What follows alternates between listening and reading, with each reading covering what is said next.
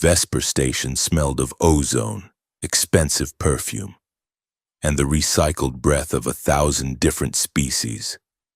It was a cathedral of glass and durasteel spinning in the dark, a neutral ground where empires met to lie to one another over drinks that cost more than Eli Ward made in a year. Eli adjusted the strap of his courier bag, feeling the reassuring weight of the sealed capsule against his hip. He was a man who believed in keeping his head down. In a universe populated by 8-foot-tall reptilians who negotiated trade routes through telepathy and beings made of living crystal who remembered the birth of stars. Eli was aggressively, stubbornly average. He was 5 feet 10 inches of human exhausted by the sheer effort of existing in a galaxy that moved too fast. He stepped off the transport shuttle and into the grand atrium. The space was so vast it had its own weather system. Wisps of clouds drifted near the ceiling, 3 miles overhead. Gravity here was kept at a standard 1.0, but the architecture made you feel weightless. Floating signage drifted through the air like lazy schools of fish, shimmering in languages Eli did not speak and colors his eyes were not evolved to process fully. Keep it simple, he told himself. Drop the package at level 42. Sector G, Office 9. Get the signature, get back to the ship. Eat a protein bar that does not taste like chalk.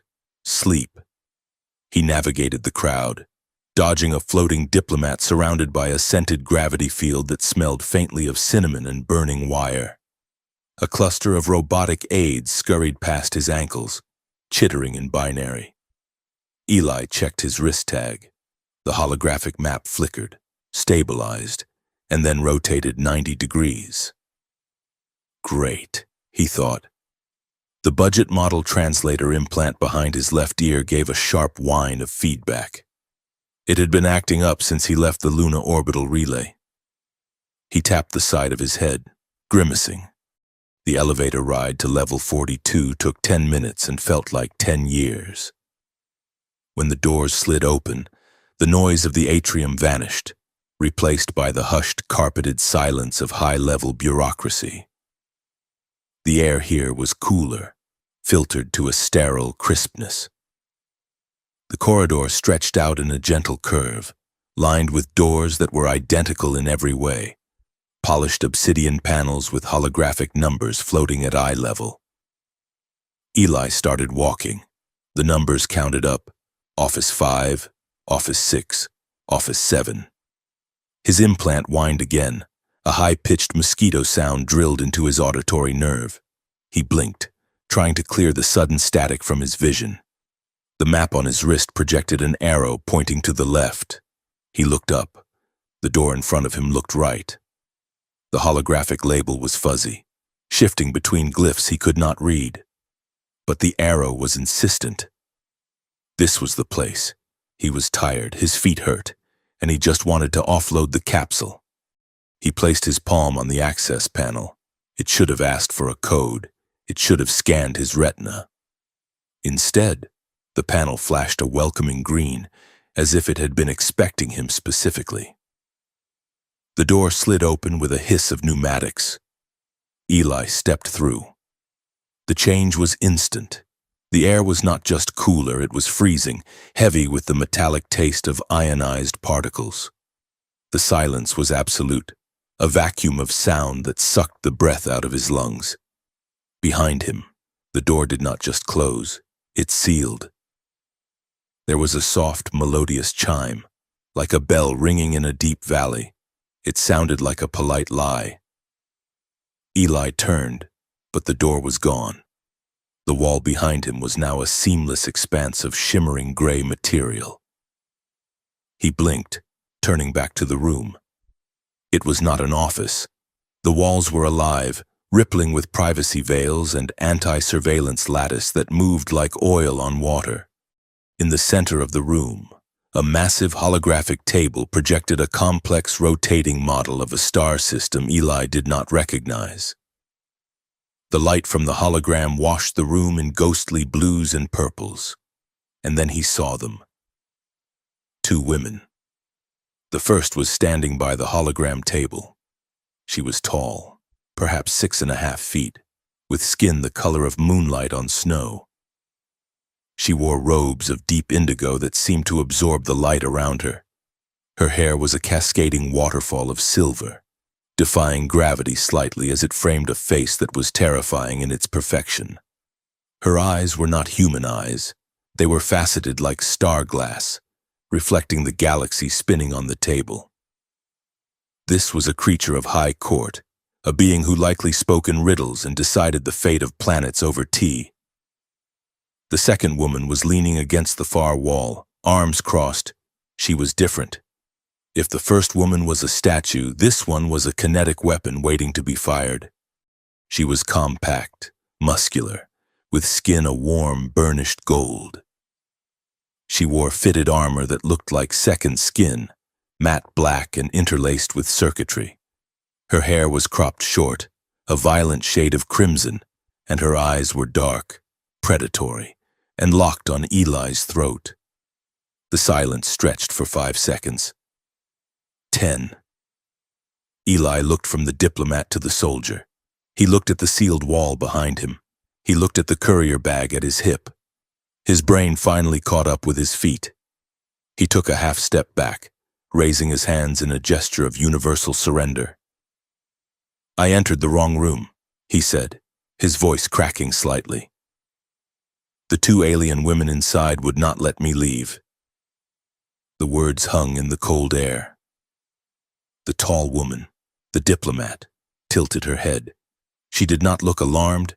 She looked curious, the way a scientist might look at a microbe that had suddenly learned to tap dance. "You are correct," she said. Her voice was velvet wrapped around steel, vibrating in Eli's chest as much as his ears. "You cannot leave. I am just a courier," Eli said, forcing a smile that felt like it was made of dry plaster. "I have a delivery for Office 9. My map glitch." "This is not Office 9, the diplomat said. She moved around the table, her movements fluid like she was underwater. "This is a secure exchange node, level crimson, and the door behind you has just engaged a localized biolock." "A what?" Eli asked. The soldier pushed herself off the wall. She moved with a terrifying grace, silent and fast. She stopped 5 feet from him, the scent of hot metal and ozone radiating from her armor. "It means," the soldier said, her voice raspy and sharp, like boots crunching on gravel, "that the room has tasted you. It has your DNA, your heat signature, your heartbeat. If you step back into that corridor without authorization, the station security grid will categorize you as a biological contaminant." "Contaminant," Eli repeated. "They will scrub you," the soldier said. "Vaporize. Not even a stain on the carpet left." Eli felt the blood drain from his face. "Okay, that is bad. So, can you give me authorization? I will just turn around, walk out, forget I ever saw whatever this is." The soldier laughed. It was a short, barking sound, devoid of humor. "He thinks he can just walk out." Saren, the diplomat." She stopped a few feet away, towering over Eli. She studied him, her faceted eyes spinning slightly as they adjusted focus. "The security protocols are automatic," Saren said gently. "If we open that door now, before the cycle resets, the alarm triggers. You are a witness in a room that does not officially exist." Eli swallowed hard. "So I am a prisoner?" "You are a complication," Saren corrected. The soldier, whose name Eli assumed was not Saren, circled him. She held a device in her hand, a strange mix of organic curves and jagged metal. It hummed with a low, throbbing frequency. "Hold still, human," the soldier commanded. "What is that?" Eli asked, flinching as she waved the device near his neck. "Truth sense," she said. It measures the galvanic response of your nervous system against your vocal intent. If you lie, it burns. Burns me? Burns everything, she said flatly. Who sent you? Nobody sent me, Eli yelped, trying to back away. But she mirrored his movement, keeping the device inches from his jugular. I work for StellarX. I have a rating of 4.2 stars. I am literally just here to drop off a package. The device hummed a soft, blue note. He is telling the truth, Saren said, sounding surprised. Or he is too stupid to know the lie. Hey, Eli said. I am standing right here. The soldier narrowed her eyes. Nobody enters this room by accident. The shifting algorithms on the door labels are military grade. You would need a decryption key just to see the handle. My implant is broken, Eli insisted, tapping his ear again. It has been glitching all day. Maybe it... I do not know. Scrambled the signal. The soldier looked at Saren. A glitch? That is statistically impossible. And yet, here he is, Saren said. She stepped closer, invading Eli's personal space. The proximity of her was overwhelming. She smelled of rain on hot stone and something floral that made Eli's head spin. Up close, he could see the intricate patterns of bioluminescence beneath her skin, faint tracings of light that pulsed in time with her breathing. She was beautiful in a way that felt dangerous, like a perfectly cut diamond that could slice you to the bone if you held it wrong. May I see the package? Saren asked. Eli hesitated, his hand hovering over his bag. Technically, it is against protocol to surrender a package to anyone other than the recipient. The soldier rolled her eyes. You are in a sealed Black Ops room with a woman who can have you erased from existence by blinking. Forget the protocol. Right, Eli said. Good point. He unslung the bag and pulled out the capsule. It was a heavy cylinder of brushed aluminum, sealed with a red wax stamp that looked archaic. As soon as the capsule left the bag, the air in the room changed again. The humming of the walls increased in pitch. The lights on the holographic table flickered red. The capsule began to pulse. A soft, rhythmic beat of light emanated from the cylinder, matching the throbbing of the soldier's truth device.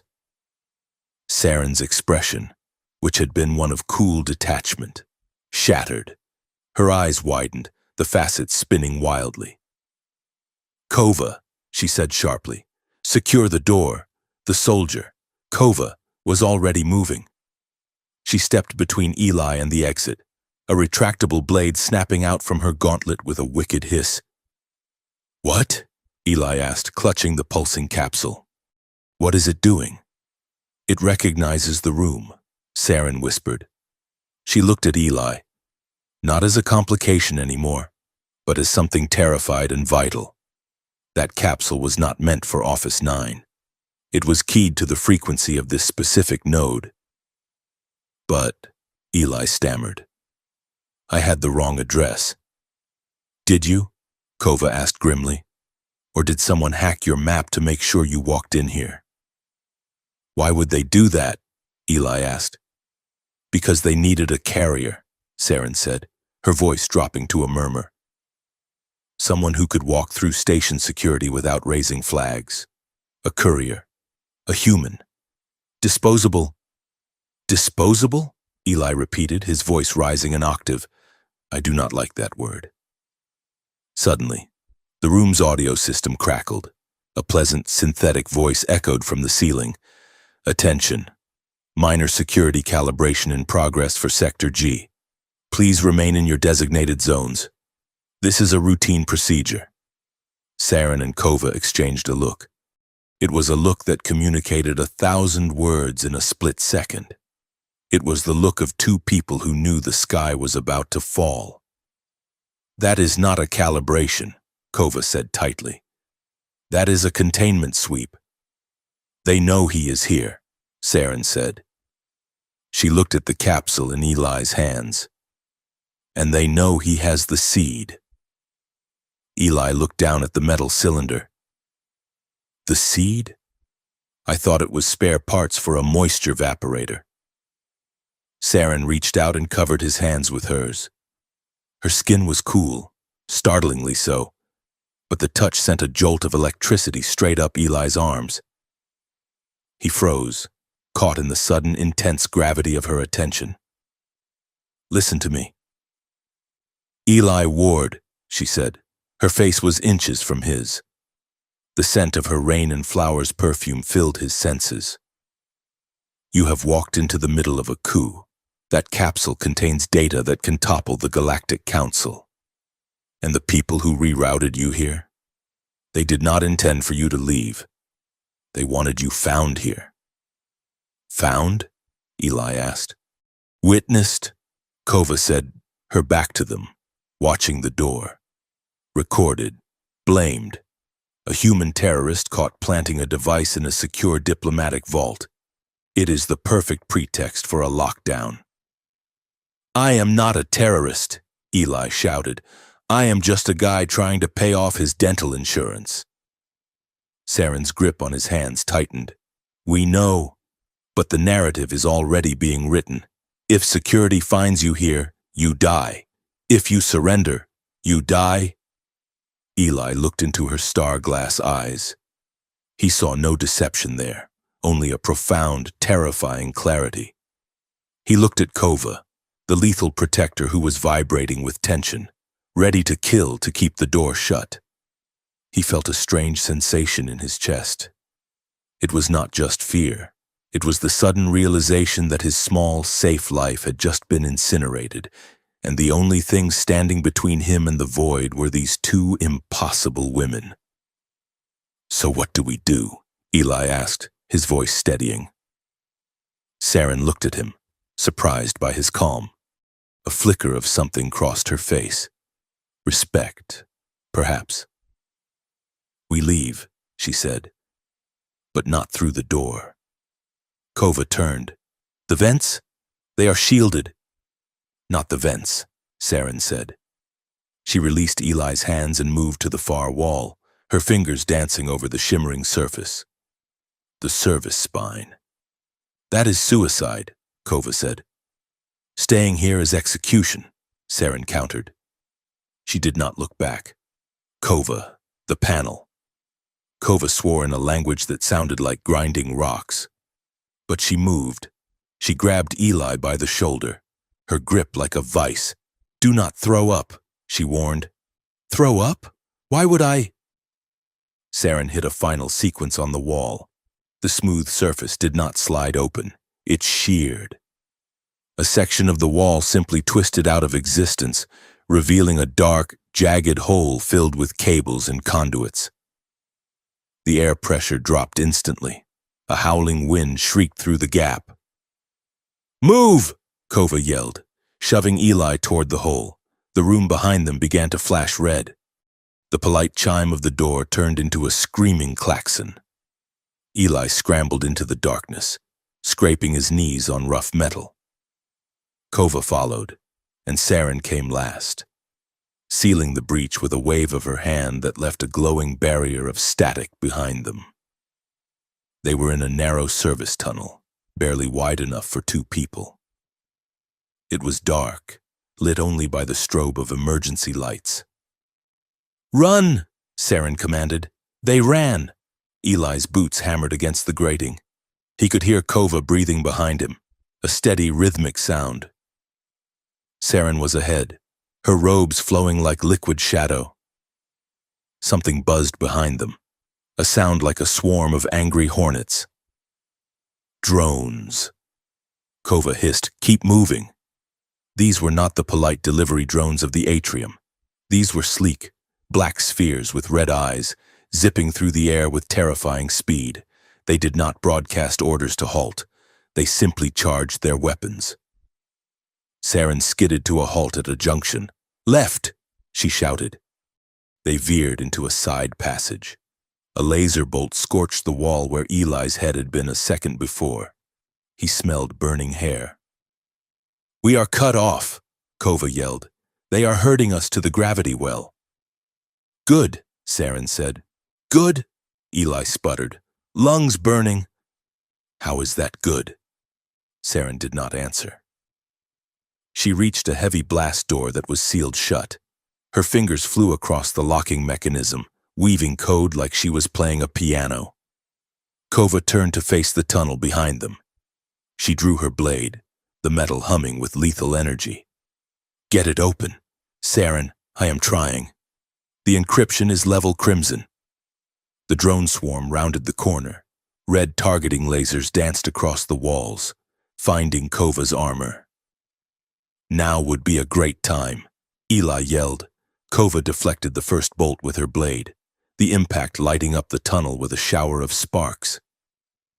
She moved faster than Eli could track, a blur of gold and black, batting away lethal energy as if she were swatting flies. The door hissed, "Go!" Saren shouted. The door slid open, revealing a vertical shaft that dropped away into infinite darkness. There was no ladder. There were no rungs. "Jump!" Saren ordered. "Are you insane?" Eli screamed, looking down into the abyss. "Gravity is offline in this sector," Kova yelled, grabbing the back of his jacket. She threw him. Eli screamed as he sailed into the shaft, but he did not fall. He floated. The sensation was instantaneous nausea. His stomach hit his throat. He flailed, spinning in the zero-gravity void. Saren and Kova dived after him. In zero-G, they were even more graceful. Saren pushed off the wall, diving like a swan, grabbing Eli's arm to stabilize him. Kova oriented herself mid-air, firing a small projectile from her wrist back through the open door. The door exploded, sealing the shaft behind them in a wall of twisted metal. "We have maybe 2 minutes before they cut through that," Kova said, her voice calm despite the chaos. Eli was hyperventilating. He clung to Saren's arm, his legs drifting uselessly above his head. "You people are crazy. You are absolutely crazy." Saren pulled him closer. Her touch was an anchor in the spinning world. "Look at me. Eli, breathe." He looked at her. Her star-glass eyes were steady. "We need to reach the lower maintenance ducts," she said. "Can you navigate a zero-G spine? I am a courier." Eli gasped. "I drive a van. On the ground." Kova floated past them, grabbing Eli's belt. "Then you are luggage. Hold on." She kicked off the wall, dragging Eli with her. The force of the acceleration nearly snapped his neck. They shot down the shaft, weaving through tangled cables and floating debris. Saren was right beside them, her mind clearly interacting with the station's systems. Doors opened ahead of them just as they arrived and slammed shut the moment they passed. She was orchestrating their escape like a conductor. They burst out of the shaft into a massive, cavernous space filled with giant cooling fans. The air here was thick with steam and noise. Gravity returned slowly, ramping up until they slammed onto a metal walkway. Eli fell to his hands and knees, retching dryly. "Up," Kova ordered, hauling him to his feet. "We are not safe yet." Eli leaned against the railing, gasping for air. He looked at his wrist tag. It was vibrating. A notification window had popped up.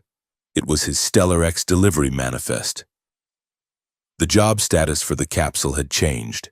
It no longer said pending.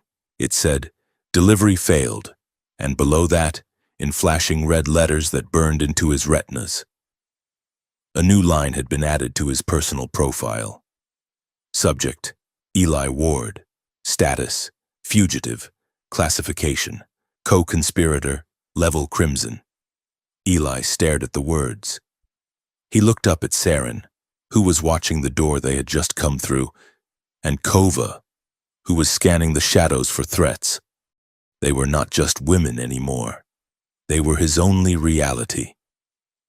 "Well," Eli whispered, a hysterical laugh bubbling up in his throat. "I guess I am not getting my end-of-year bonus." Saren turned to him. Her face was grave. but there was a softness there, a hint of apology. "No," she said quietly. "I do not think you are." Kova checked her weapon. "Welcome to the war, courier. Try not to die." Eli looked at the capsule still clutched in his hand. It felt heavier now, like it contained the weight of a planet. He took a deep breath, the smell of ozone and fear filling his lungs. "Okay," he said. "Okay. Which way?" The service spine spat them out into the lower quadrant of Sector 4, a place where the pristine, sterile air of the diplomatic levels was replaced by the smell of roasting meats, engine grease, and exotic spices that tickled the back of the throat. They huddled in the shadow of a massive ventilation unit, the roar of the station's life cycle drowning out the sound of their ragged breathing. Eli Ward leaned against the vibrating metal casing of the fan, his legs feeling like they were filled with wet sand. He clutched the aluminum capsule to his chest as if it were a holy relic or a bomb. In a way, he supposed, it was both. "So," Eli wheezed, wiping sweat from his forehead. "Just to recap, we are currently running from station security, drone swarms, and possibly the government. All because I delivered a tube of mystery data to the wrong room. Is that the summary?" Saren stood near the edge of the shadows, her indigo robe smudged with grease from the ducts. Even in the filth, she looked like royalty in exile. She watched the passing crowds of the market district below with eyes that saw variables, not people. "It is not mystery data," Saren said, her voice low and devoid of the diplomatic warmth she had used in the Blue Room. "It is a death sentence for half the colonies on the rim." She turned to face him. The bioluminescence beneath her skin was dim, pulsing with a slow, weary rhythm. "The Council Summit begins in 72 hours, she explained. "The headlines say they are meeting to sign the Unity Pact. They call it a new era of cooperation. It is a performance." "A performance?" Eli asked. "A lie," Kova corrected. She was checking the charge on her gauntlets, her golden face set in a grim line. "The treaty contains a sub-clause," Saren continued, "buried in 4,000 pages of legal syntax that only a quantum computer could parse. It authorizes the creation of debt bondage zones in the border colonies. If a planet owes money to the Council Bank, which they all do, the population's labor becomes the property of the creditor." Eli blinked. "That sounds like slavery with extra steps." "It is slavery with biometric enforcement," Saren said. "Your DNA becomes your contract. You work until your debt is paid, but the interest rates ensure you never pay it. And this capsule," she pointed a long, elegant finger at the cylinder in Eli's arms. "It contains the raw financial models proving the scam," she said, "along with the communication logs scheduling an assassination." "Assassination?" Eli squeaked. "They plan to kill a delegate from the Hive Mind Collective during the summit," Kova said casually, as if discussing the weather.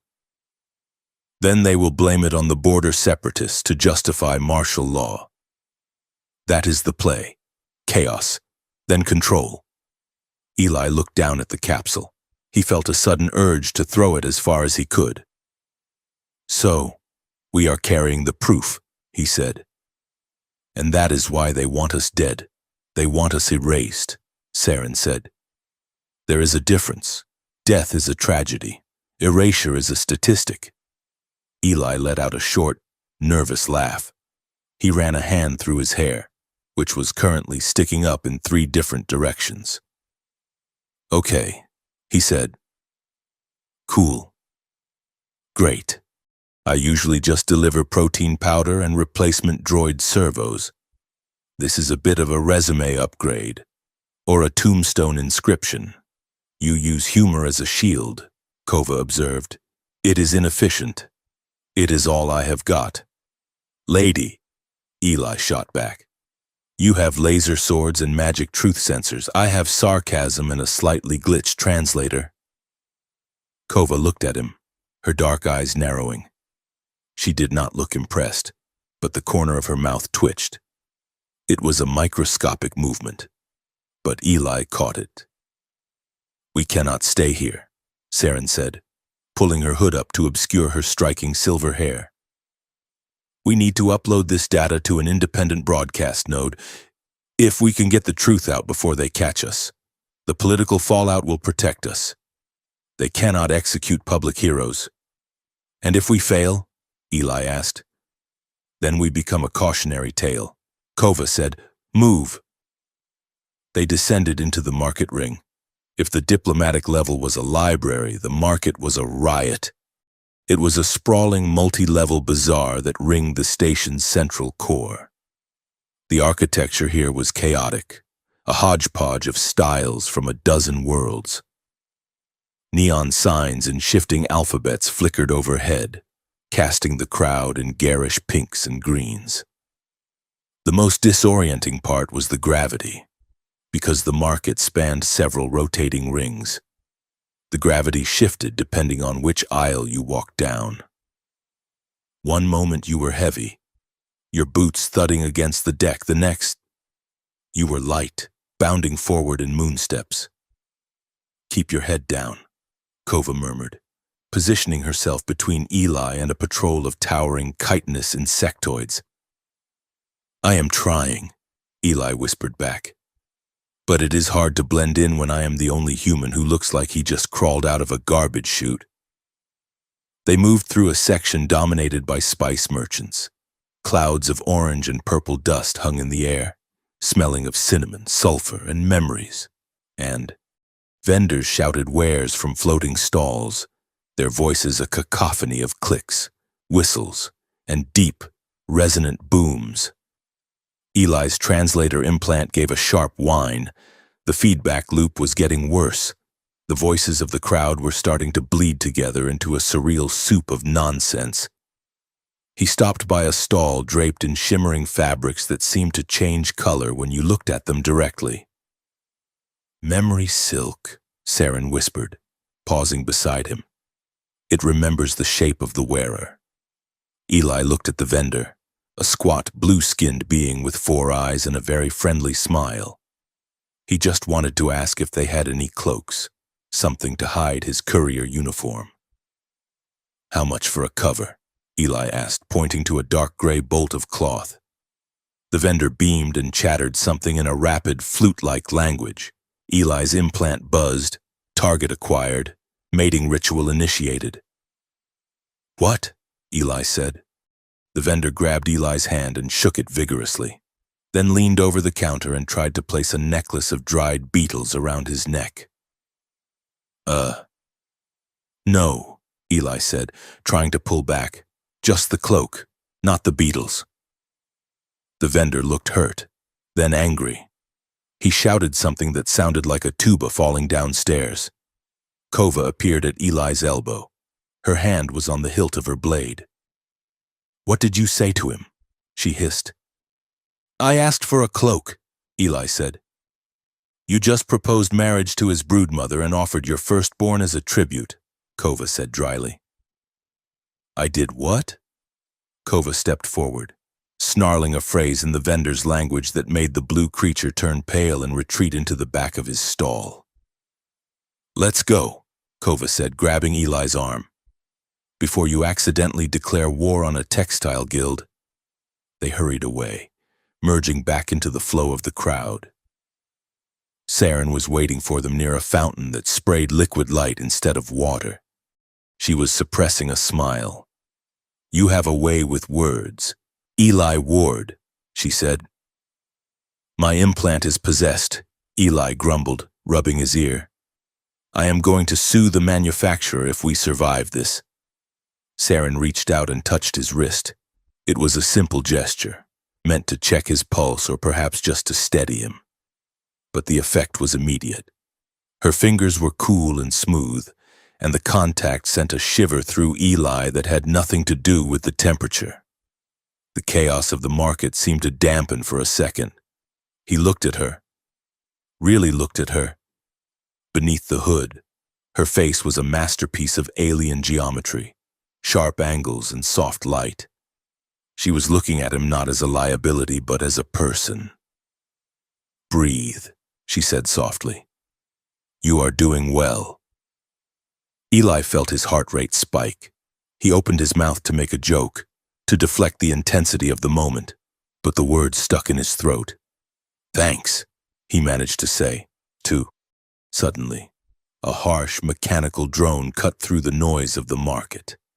A scanning beam swept across the crowd, a thick red line of light searching for biometric matches. "Security sweep," Kova hissed. She did not hesitate. She grabbed Eli and slammed him back against a stone pillar, shielding his body with hers. The move was tactical, brutal, and intimate. She pinned him there, her armored forearm against his chest, her face inches from his. He could feel the heat radiating from her skin, smell the ozone and gun oil scent of her. "Stay still," she commanded, her voice a low growl. The red beam passed over the pillar, washing the stone in crimson light. Kova did not flinch. She held his gaze, her dark eyes scanning his face with that same unreadable intensity she had shown in the blue room. Eli stopped breathing. The proximity was overwhelming. He was pressed between cold stone and warm, lethal woman. He could see the faint scars on her jawline, the way her pupils dilated as she tracked the security drone's reflection in a nearby window. It was terrifying. It was electric. The beam moved on. Kova did not move immediately. She held him there for one beat longer than necessary, her breath ghosting against his neck. "Clear," she said, pushing herself off him. Eli slumped against the pillar, his legs shaking. "You are welcome," she said, turning her back to him to scan the perimeter. Eli adjusted his jacket, his face burning. "Right. Thanks. Good cuddle." Saren was watching them both, her expression thoughtful. "We are close to the independent node," she said. "Just past the kinetic sculptors." They moved faster now, the tension coiling tight in their stomachs. The independent node was a public terminal, supposedly off the grid of the main station network, used by freelance journalists and whistleblowers. It was a relic of an older, freer time on Vesper Station. They found it tucked in an alcove behind a noodle shop. It was a heavy, obsolete console with a manual keyboard. Saren plugged a cable from the capsule into the terminal. "Uploading," she said, her fingers flying across the keys. The screen flickered green. A progress bar appeared. 10%, 20%, come on, Eli whispered. 50%. Suddenly, the screen turned a violent red. The text changed from uploading to archiving for security review. Saren yanked the cable out, sparking the port. "It is compromised," she said, her voice hollow. "What?" Eli asked. "The node," she said. "It is not independent. It is a honeypot. The council bought the Free Press Network months ago. We just tried to upload the evidence directly to the people we are trying to expose." Kova swore. "We just pinged our location to every peacekeeper within 5 sectors. As if on cue, the ambient noise of the market changed. The music stopped. The chatter of the crowd died down. Large metal shutters began to slam down over the shop fronts. The friendly vendors, the ones selling spices and silks, went blank-faced. They turned away, closing their doors, locking their latches. "The predictive policing net," Saren said. "They are locking down the grid. We are being herded." Kova said, "Look." She pointed down the main concourse. A line of riot control droids was advancing, shoulder to shoulder, their shields interlocking to form a moving wall. "They are clearing the kill box," Kova said. "We need to go. Now." "Where?" Eli asked, panic rising in his chest. "Everything is closing." "There." Saren pointed to a narrow maintenance hatch halfway up a wall, accessible only by climbing a stack of crates. They scrambled up, Eli slipping on a patch of oil, Kova hauling him up by his collar. They tumbled through the hatch just as the riot line swept past, the heavy thud of mechanical boots shaking the floor plates. They were in a cramped service alcove, filled with pipes and the hum of magnetic couplings. It was dark, dirty, and safe for the moment. Eli slid down the wall, sitting on the floor with his head in his hands. "We are trapped," he said. "We have nowhere to go. The news is fake. The police are the bad guys. And I am pretty sure I am technically engaged to a beetle merchant." Saren sat opposite him, leaning her head back against a bundle of cables. For the first time, she looked exhausted. The perfect diplomat mask slipped. Her shoulders slumped. "I am sorry." "Eli," she said quietly. He looked up. "Sorry for what? For dragging you into this? You were right. You are just a courier. You did not ask for a revolution." Eli looked at her. In the dim light of the alcove, stripped of her podium and her holograms, she looked less like a galactic leader and more like a person who was carrying a weight too heavy for one's spine. "Why are you doing this?" Eli asked. "You are one of them. You are high caste. You have the robes, the shiny eyes. Why defect?" Saren looked at her hands. "Because I helped write it," she whispered. "The treaty? The draft?" she said. "Years ago? I thought I was building peace. I thought order was the same thing as justice. I was wrong. I am not an attaché. Eli, I am an architect of this cage, and I am tired of living like a mask." She looked at him then, her star-glass eyes wide and vulnerable. Eli felt something shift inside him. He had spent his whole life feeling small, invisible, a guy who delivered things other people made. But here, in this dirty closet, a woman who shaped history was looking at him and apologizing. "You are not a mask," Eli said. His voice was steady for the first time in hours. "You are the only one trying to tell the truth." Saren leaned forward slightly. "And you, Eli Ward? You are not just a courier. You are the only one who stayed."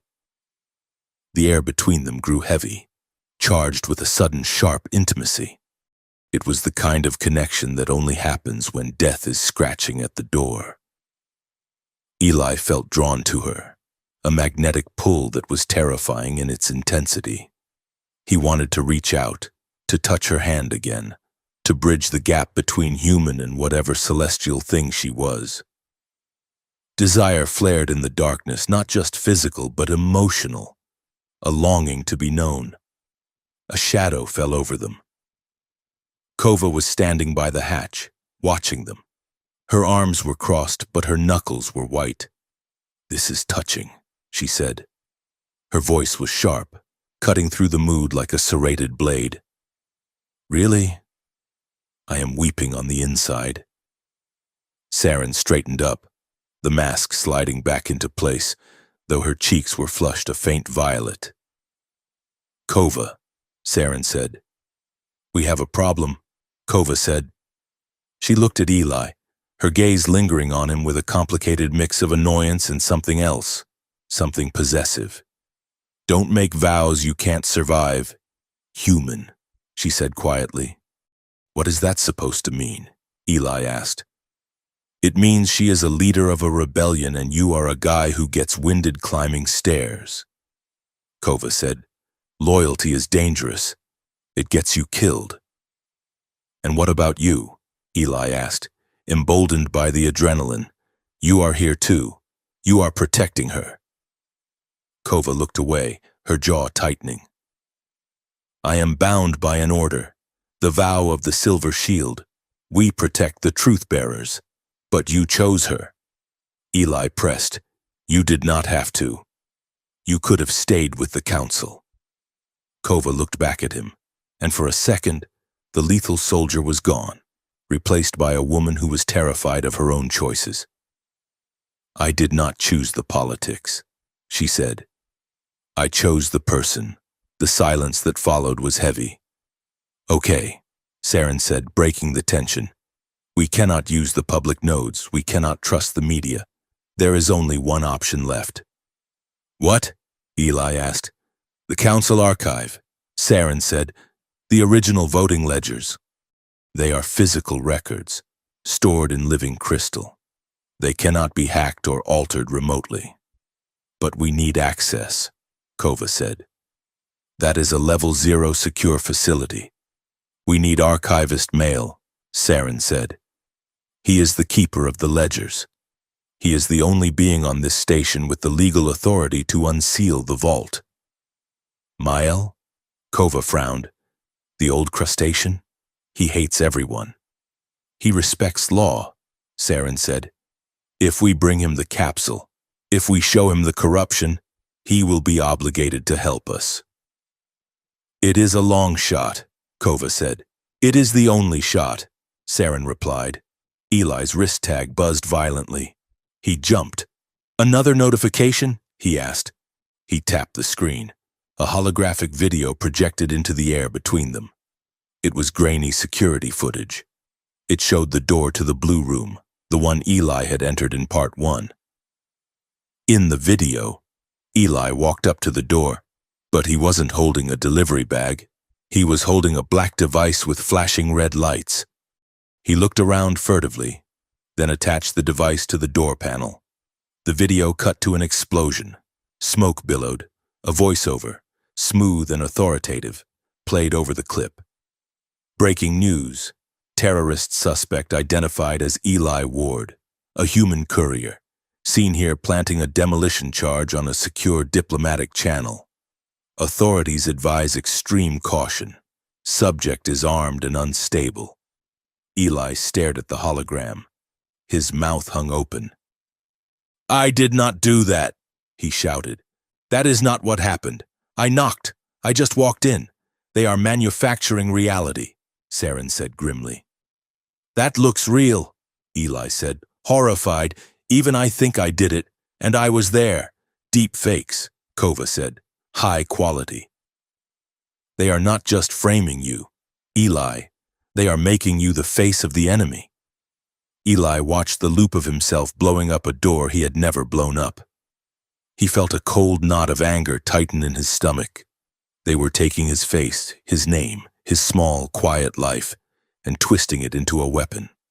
"Okay," Eli said. He stood up, dusting off his pants. "Okay, what?" Kova asked. "Okay, let's go find this crab guy." "Mail," Eli said. "I am done running.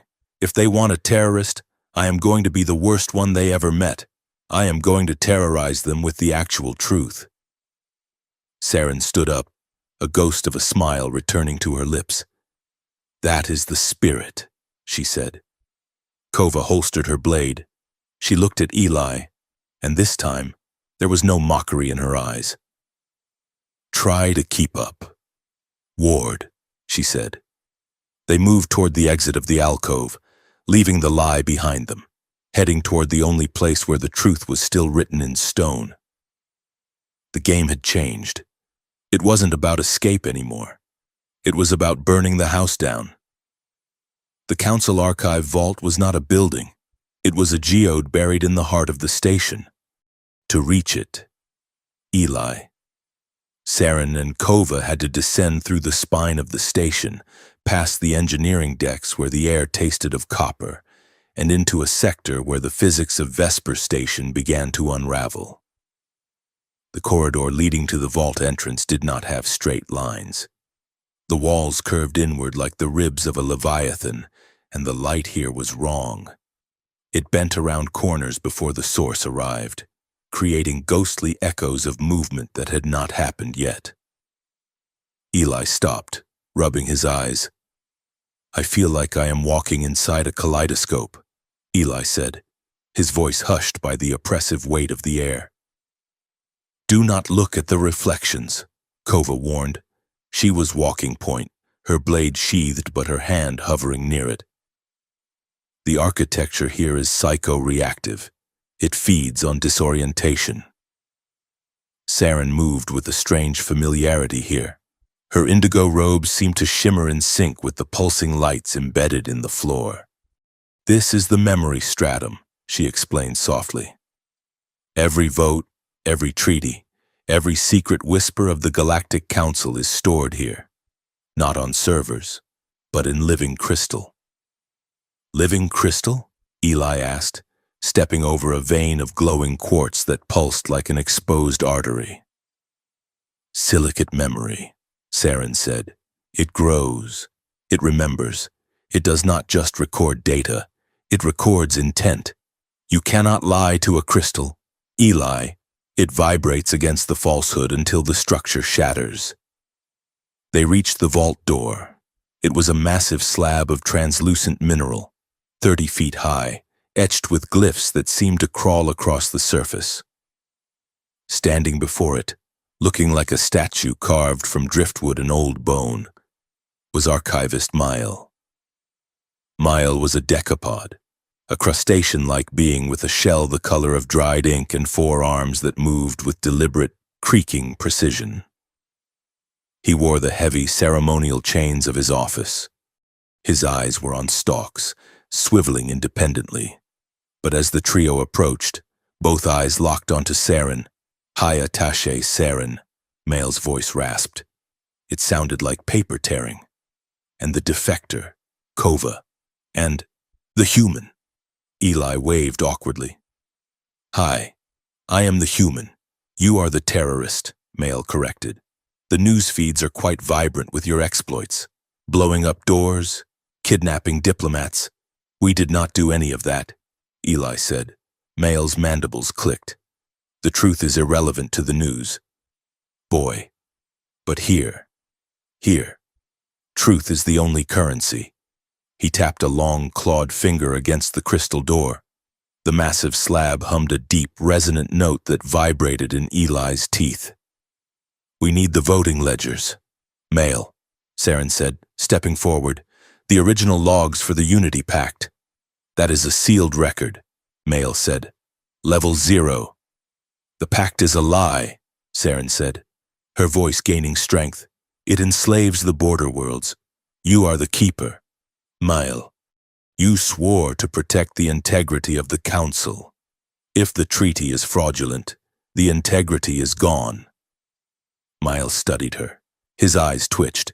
I swore to protect the records, not the morality of the politicians who write them. Please, Saren said. She lowered her hood, exposing her face to the harsh light of the corridor. We have the data seed. We have proof of the assassination plot. But without the ledgers to corroborate the timeline, it is just noise. We need the source code of the law. Mile was silent for a long time. The station hummed around them. Finally, he gestured with 2 of his arms. The vault is a sanctuary of absolute truth, Mile said. To enter, you must be compatible with the medium. The crystal will reject any dissonance. What does that mean? Eli asked, looking at Kova. It means a test, Kova muttered. Mile pressed a palm to the door. The glyphs flared white. The protocol of clarity, Mile announced. To pass the threshold, each of you must offer a truth, a secret, something you have carried in the dark. If you speak it, and the crystal accepts it, you may enter. If you lie, or if you hold back, the door will remain closed, and security will be alerted. Eli swallowed hard. A secret? Like, I stole a candy bar when I was 7. Significant weight, Male said. The crystal demands resonance. Saren looked at Eli, then at Kova. We have no choice. I will go first, Eli said, stepping forward. He felt a sudden need to get it over with, to stop the trembling in his hands. He stood before the towering slab. The light from the crystal washed over him, feeling warm and invasive, like sunlight hitting a sunburn. State your intent, Male said. Eli looked at the reflection of himself in the crystal. He looked tired. He looked scared. He looked small. "I took this job," Eli began, his voice shaking, "not because I wanted to see the stars. I do not care about the stars. They are cold and far away." He paused. The crystal hummed, waiting. "My sister, Sarah, has a degenerative lung condition," Eli said. "The treatment is not covered by Earth Standard insurance. It costs 40,000 credits a cycle. I took the courier run to Vesper Station because it pays triple hazard rates." He looked at Saren. "I am not a hero. I am not a revolutionary. I am just a guy who is terrified that when I get home, the only person who actually knows me will be gone. I did it for the money. That is my truth." The crystal flashed, a pure, clean pulse of white light. "Accepted," Mael said softly. "A small life, given moral weight." Eli stepped back, letting out a breath he felt he had been holding for days. He felt lighter, strangely unburdened. Saren stepped up next. She stood tall, but her head was bowed. The light caught the sharp angles of her face, making her look like a tragic queen. "I am High Attaché Saren of the Inner Circle," she said. "The galaxy believes I am a defector working to destroy the Unity Pact." She closed her eyes. "But I am not just a critic of the system. 10 years ago, when I was a junior aide, I drafted the subclause that created the debt bondage loop. I wrote the words that are about to enslave 5 systems. I did it because I was ambitious, and I was told it would bring order." She opened her eyes and they were wet with silver tears. "I am not fighting a tyrant. I am fighting my own ghost. I created the chains I am now trying to break. Guilt is my heartbeat." The crystal screamed a high, piercing sound that harmonized into a bell tone of acceptance. The light turned a deep, sorrowful blue. "Accepted," Mael said. "The architect seeks demolition. Kova was last." She walked to the door like she was marching to a firing squad. She did not look at Eli or Saren. She stared into the milky depths of the stone. "I am a guardian of the silver shield," Kova said, her voice hard and flat. "I was taken at age 6. My neural pathways were pruned. Fear, doubt, softness. They were engineered out of me. I am designed to be a weapon of pure logic." She clenched her fists. "But the engineering is failing. Since we entered that blue room, I feel things. I feel fear. I feel jealousy. I feel messy." She looked at Saren, then quickly at Eli. "I am terrified that I am becoming human, and I am terrified that I like it." The crystal pulsed a chaotic, fiery gold. It held the color for a long second, vibrating with the intensity of her confession, before settling into a warm, steady glow. "Accepted," Mael said. The weapon wakes up. The massive door groaned. The seam in the center split, and the slab slid open. Inside, the vault was a forest of light. Columns of glowing crystal rose from the floor to the ceiling, each one pulsing with data. It was beautiful and overwhelming. Mael gestured for them to follow. "The ledgers are in the central atrium." They walked through the aisles of memory. The air here was so clean it tasted sharp. They reached a circular clearing where a single, massive diamond-shaped pedestal stood. Saren moved to it. "This is it. The master file." As Mael began to unlock the pedestal with a series of complex hand gestures, the atmosphere in the room shifted. The intense honesty of the entry protocol still hung over them. Eli found himself standing next to Saren. The light from the crystals reflected in her eyes, making them look like galaxies on fire. "You wrote it?" Eli asked softly. Saren nodded. She did not look away from him. "Does that make you hate me?" Eli shook his head. "No, it makes you real." You made a mistake. You are trying to fix it. That is what people do. Saren turned to him. The distance between them closed. The air felt charged. Static electricity dancing on Eli's skin. I am not safe, Eli, she whispered. My past is a weapon. My future is a target. Neither am I anymore, Eli said. His voice was rough. I am a fugitive. I am a terrorist suspect. I am broke. He reached out, his hand hovering near hers. I never wanted to be part of a big story, Eli said. But if I have to be, I want to be in the chapter where you win. Saren's breath hitched. She looked at his hand, then up at his eyes. I do not know how to be what you need, she said. I do not need a diplomat, Eli said. I need you. The honesty of the words, stripped of all pretense by the room's influence, hit them both like a physical blow. It was terrifying. It was a confession of desire that went beyond attraction. It was a recognition of fate. Eli leaned in. Saren did not pull away. Her scent, rain and ozone, filled his head. A dry, clicking cough interrupted them. Your dramatic mating tension is disturbing the harmonic frequencies, Mael said from the pedestal. The crystals are vibrating at a frequency usually reserved for supernova events. It is very distracting.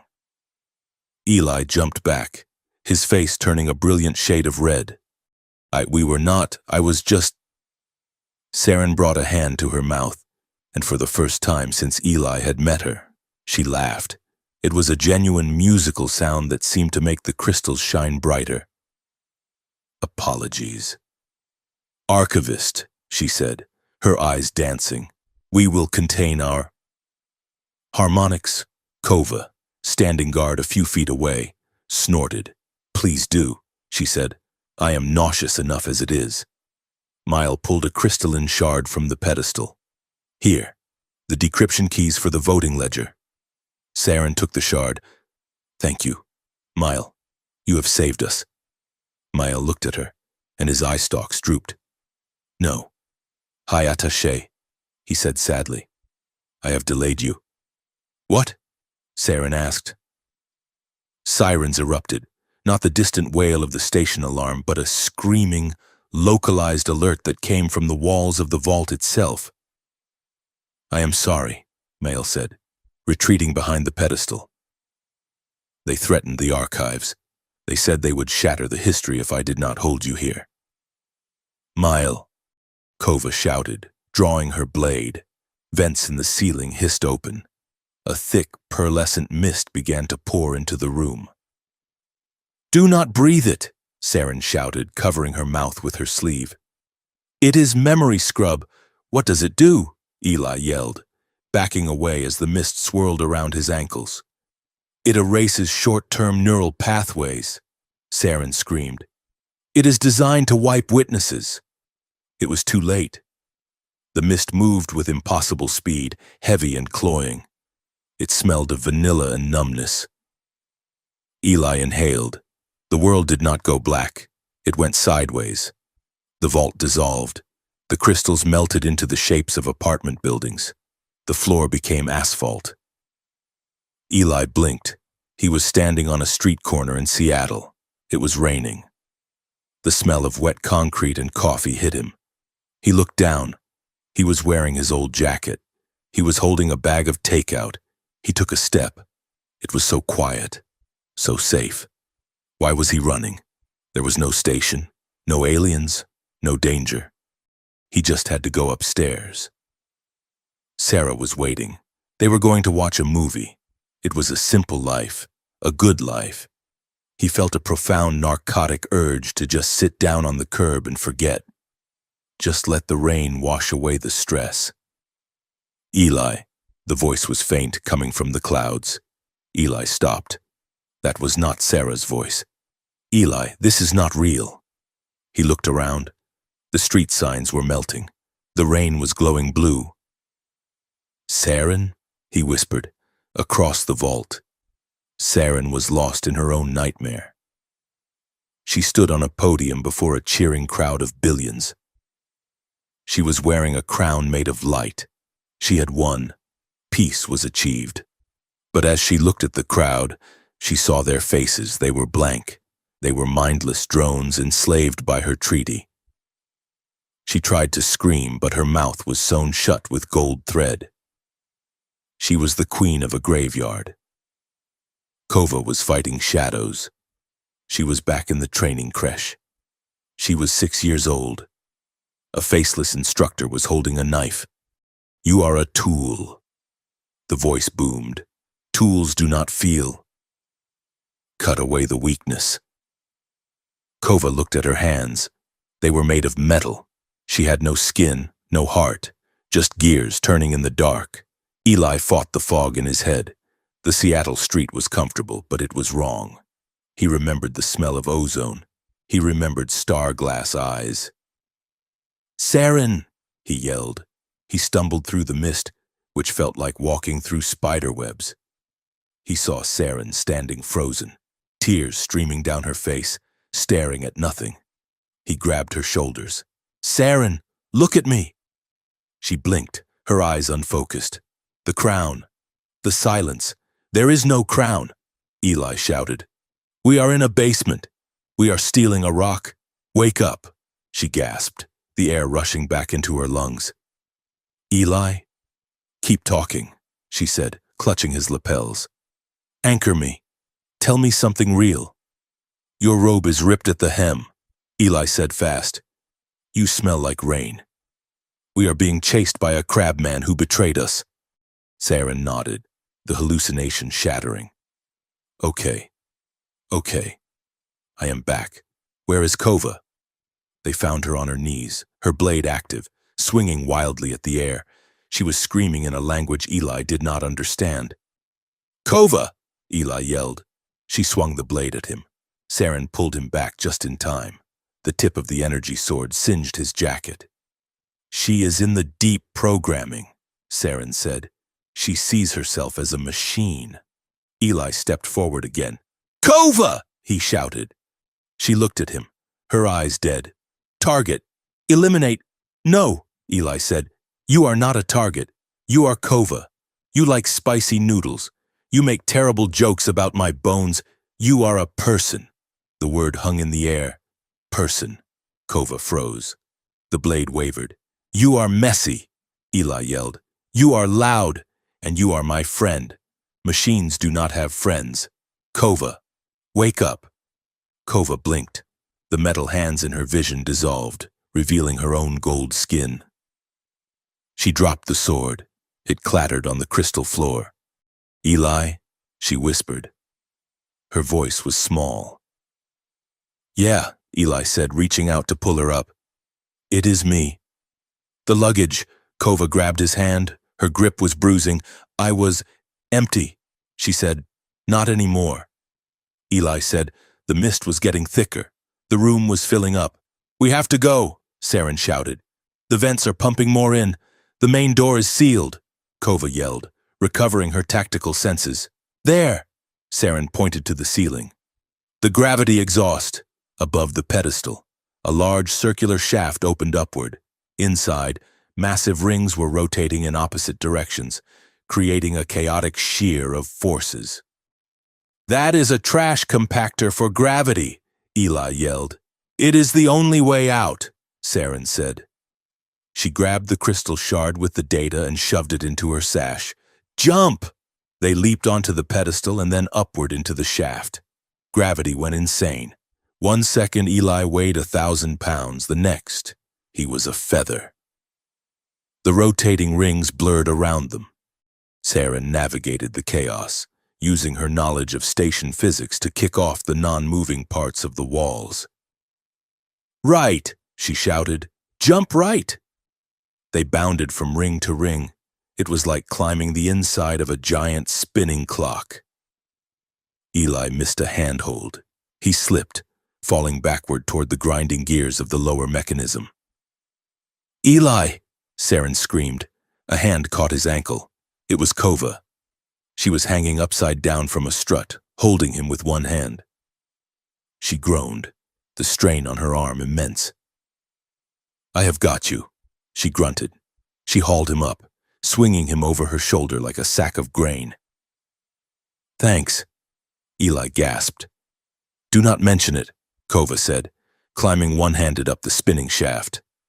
Your pathetic human bones are surprisingly heavy.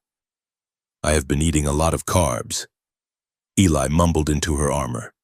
They burst out of the top of the shaft, tumbling onto a maintenance deck 3 levels up. They rolled across the floor, covered in grease and sweat, coughing the last of the memory mist out of their lungs. The alarm was still ringing below them, but they were out of the containment zone. Saren sat up, checking the crystal shard.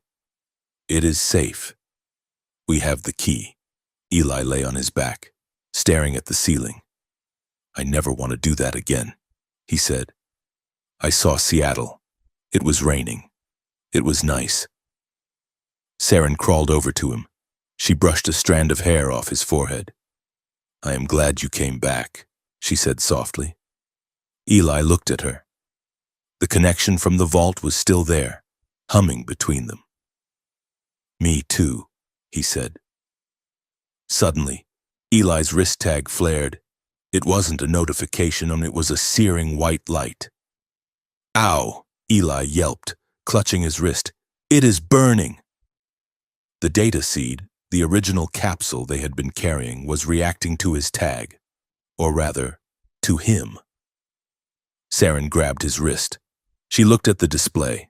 Code streams were cascading down the holographic screen. But they were not random. They were unlocking files within the seed itself. It is biolocked, Saren said, her eyes widening. The data seed. It is decrypting itself. Why? Kova asked, leaning in. Because it found a match, Saren whispered. She looked at Eli. The seed was encrypted with a genetic key. She said, it was designed to open only for a specific bloodline. Eli blinked. What? Saren tapped the screen. The decryption protocol finished. A file header appeared. Project Chimera. Lead geneticist, Dr. Aris Ward. Status, archived. Saren looked at Eli with a mix of horror and recognition. Ward, she said. I thought it was a common human name. It is, Eli said. It is like the Smith of Space. No, Saren said. She pulled up the file. Your father, Eli, Aris Ward. He did not just work on moisture evaporators. Eli felt cold. My dad? He was an engineer. He died in a shuttle accident when I was 12. He was the lead scientist on the Council's early integration projects, Saren said. He worked on the interface between human and alien biology, specifically on how to mask biometric signatures. She looked at the glowing data seed, then at Eli. He built the back door into the slave system, she said, and he keyed the master override to his own DNA. She paused, the implication hanging in the air like smoke. To you, Eli, you were not an accident. You were not a glitch. You are the key. Eli stared at his wrist. The burning had stopped, replaced by a steady, pulsing rhythm. He thought about the wrong room, the map glitch, the way the door had welcomed him. It was never a mistake, Kova whispered. You were a sleeper agent, and you did not even know it. Eli looked at Saren. My dad died trying to fix this? He asked, his voice trembling. Saren nodded slowly. And he left you the tool to finish it. Eli Ward, the courier with the small life, looked at his hands. They were shaking, but not from fear. Well, he said, a hard edge entering his voice for the first time. I guess I am not just delivering the package anymore. He looked up at the two women. I am the package. The maintenance deck was cold, smelling of stale hydraulic fluid and the ozone tang of the memory scrub mist that still clung to their clothes. Eli Ward sat on a crate, staring at the holographic display hovering above his wrist. The file header burned in the dim light. Project Chimera. Lead geneticist, Dr. Aris Ward. Saren paced the small metal grate, her indigo robe sweeping the floor with a sound like whispering ghosts. She stopped and turned to him, her expression grave. "It is a biometric labor legitimacy system," she said. Her voice was low, carrying the weight of a confession. "The council calls it the ledger. In theory, it tracks credit scores and work visas. In practice, it binds a citizen's biological signature to their debt. If you owe money to the council bank, your DNA becomes the collateral. You cannot leave a planet. You cannot access medical care. You cannot even buy food without the system verifying that you are working to pay off the interest." Eli looked up. "And my father built it? He built the cage," Saren said. But he realized too late what it was. So he built a key to open it. She pointed to Eli's wrist. "The system requires a master override for calibration," she explained. "A genetic sequence that the central computer recognizes as absolute authority." He did not hide the key in a data drive. "Eli, he hid it in you. Your blood is the administrative password for the entire galactic economy." Eli felt the blood drain from his face. He looked at his hands. They looked like the same hands that had fumbled package deliveries for the last 5 years. Rough knuckles. A callus on the thumb from his scanner. Now, apparently, they were the most dangerous weapons in the sector. "So I am not a person," Eli said, his voice bitter. "I am a walking floppy disk." Kova was leaning against a bulkhead, cleaning the soot from her energy blade. She looked up, her dark eyes sharp. "You are a target," she said flatly. "That is what you are. And if you keep sitting there feeling sorry for your genetic code, you are going to be a dead target." Eli stood up, a sudden surge of anger flooding his chest. It was a hot, bright anger that burned away the fear he had been carrying since he stepped into the blue room. "I am not feeling sorry for myself," Eli snapped. "I am angry. My dad died for this? So I could be a pawn in some interstellar bank heist?" He paced the small space, his boots ringing on the metal.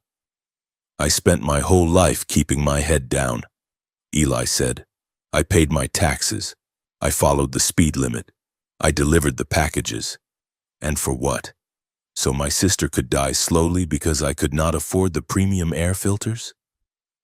He stopped in front of Saren. She watched him, her star-glass eyes wide, seeing something new in his face. "I am done," Eli said. "I am done being small. I am done being the courier. If I am the key, then I am going to unlock the door, and I am going to smash it off its hinges."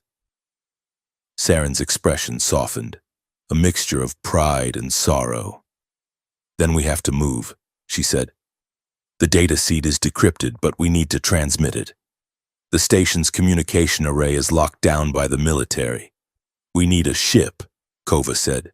"A fast one, with a captain who hates the council more than they love credits." "I know one," Saren said. "Captain Harth. She runs a blockade runner docked at Pier 7. But we cannot just walk to the docks. The corridors are swarming with peacekeepers looking for us." "So how do we get there?" Eli asked. Saren tapped the wall panel, bringing up a schematic of the station. "Tonight is the summit masquerade," she said. "It is the final social event before the treaty signing. Every diplomat, every admiral, every spy on Vesper Station will be in the grand ballroom." She looked at Eli. "The ballroom connects directly to the VIP docking ring. We walk through the party, right under their noses." Kova snorted. "In case you have forgotten. High attaché. We are the most wanted people in the system. Our faces are on every screen. Not if we are wearing the right faces," Saren said. The preparation room was a stolen wardrobe storage unit 2 levels above the ballroom. It was filled with racks of silk, velvet, and materials that defied terrestrial description. Saren pulled a garment from a sealed vacuum tube. It looked like liquid shadow, shimmering with a faint iridescent pulse. Adaptive weave, she said, tossing it to Eli. It reads your biometrics and shifts its refractive index to match the ambient lighting and your own stress levels. It effectively renders you a silhouette, a void in the room. Eli pulled the suit on. It felt like cool water sliding over his skin. As he zipped the high collar, the fabric tightened, molding to his muscles. He looked in the mirror. He did not look like Eli Ward, the courier. He looked dangerous. He looked sleek. The fabric pulsed with a slow, dark blue rhythm, matching his heartbeat. Kova was adjusting her own disguise, a ceremonial armor of polished white ceramic that hid her face completely. She turned to look at him. She paused, her hands freezing on her helmet latches. "Well?" Eli asked, turning a circle. "Do I look like a diplomat?" Kova crossed her arms. "You look like a disco ball that joined a cult." Eli frowned. "I think it looks cool." Kova sighed, walking over to him. She reached out and adjusted the collar, her metal fingers surprisingly gentle against his neck. "It is adequate," she admitted, her voice dropping an octave. "You look dangerously present. Ward, try not to trip over your own feet." Saren emerged from behind a partition. Eli stopped breathing. She wore a gown made of starlight. That was the only way to describe it. The fabric was a deep, midnight blue that seemed to hold actual constellations within its weave. When she moved, the stars swirled. She wore a mask of silver filigree that covered her eyes but left her mouth exposed. She looked terrifyingly beautiful. She looked like a woman who could command armies with a whisper. "Ready?" she asked. Eli swallowed hard. "No. But let's go anyway." The grand ballroom of Vesper Station was a sensory overload. The ceiling had been retracted, replaced by a force field that allowed the attendees to dance directly beneath the naked galaxy. Nebulas painted the darkness in streaks of violet and gold. The room itself was a sea of masks, beasts, geometries, voids. The music was a low, throbbing hum that vibrated in the floor, a sound that was felt more than heard. Gravity here was set to 0.8 standard, giving every movement a fluid, dream-like quality. Dancers drifted rather than walked, spinning in scented gravity fields that smelled of jasmine and cold iron. Eli walked between Saren and Kova, his heart hammering against the adaptive suit. The fabric darkened to a deep indigo, masking his anxiety. "Keep smiling," Saren whispered. Her arm looped through his. "To them, we are just another trio of decadents bargaining for planets." They moved through the crowd, dodging trays of floating drinks and diplomats arguing in telepathic bursts that made Eli's temples ache. "We need to blend in until the rotation aligns with the VIP lift," Saren said. "Dance with me." "What?" Eli hissed. "Now?" "It is the best cover," she said. She pulled him onto the center of the floor. Eli stumbled slightly, but the lower gravity caught him. Saren took his hand and placed her other hand on his shoulder. She moved with a grace that was intimidating, guiding him into a slow, rotating waltz. Eli looked at her. Eli.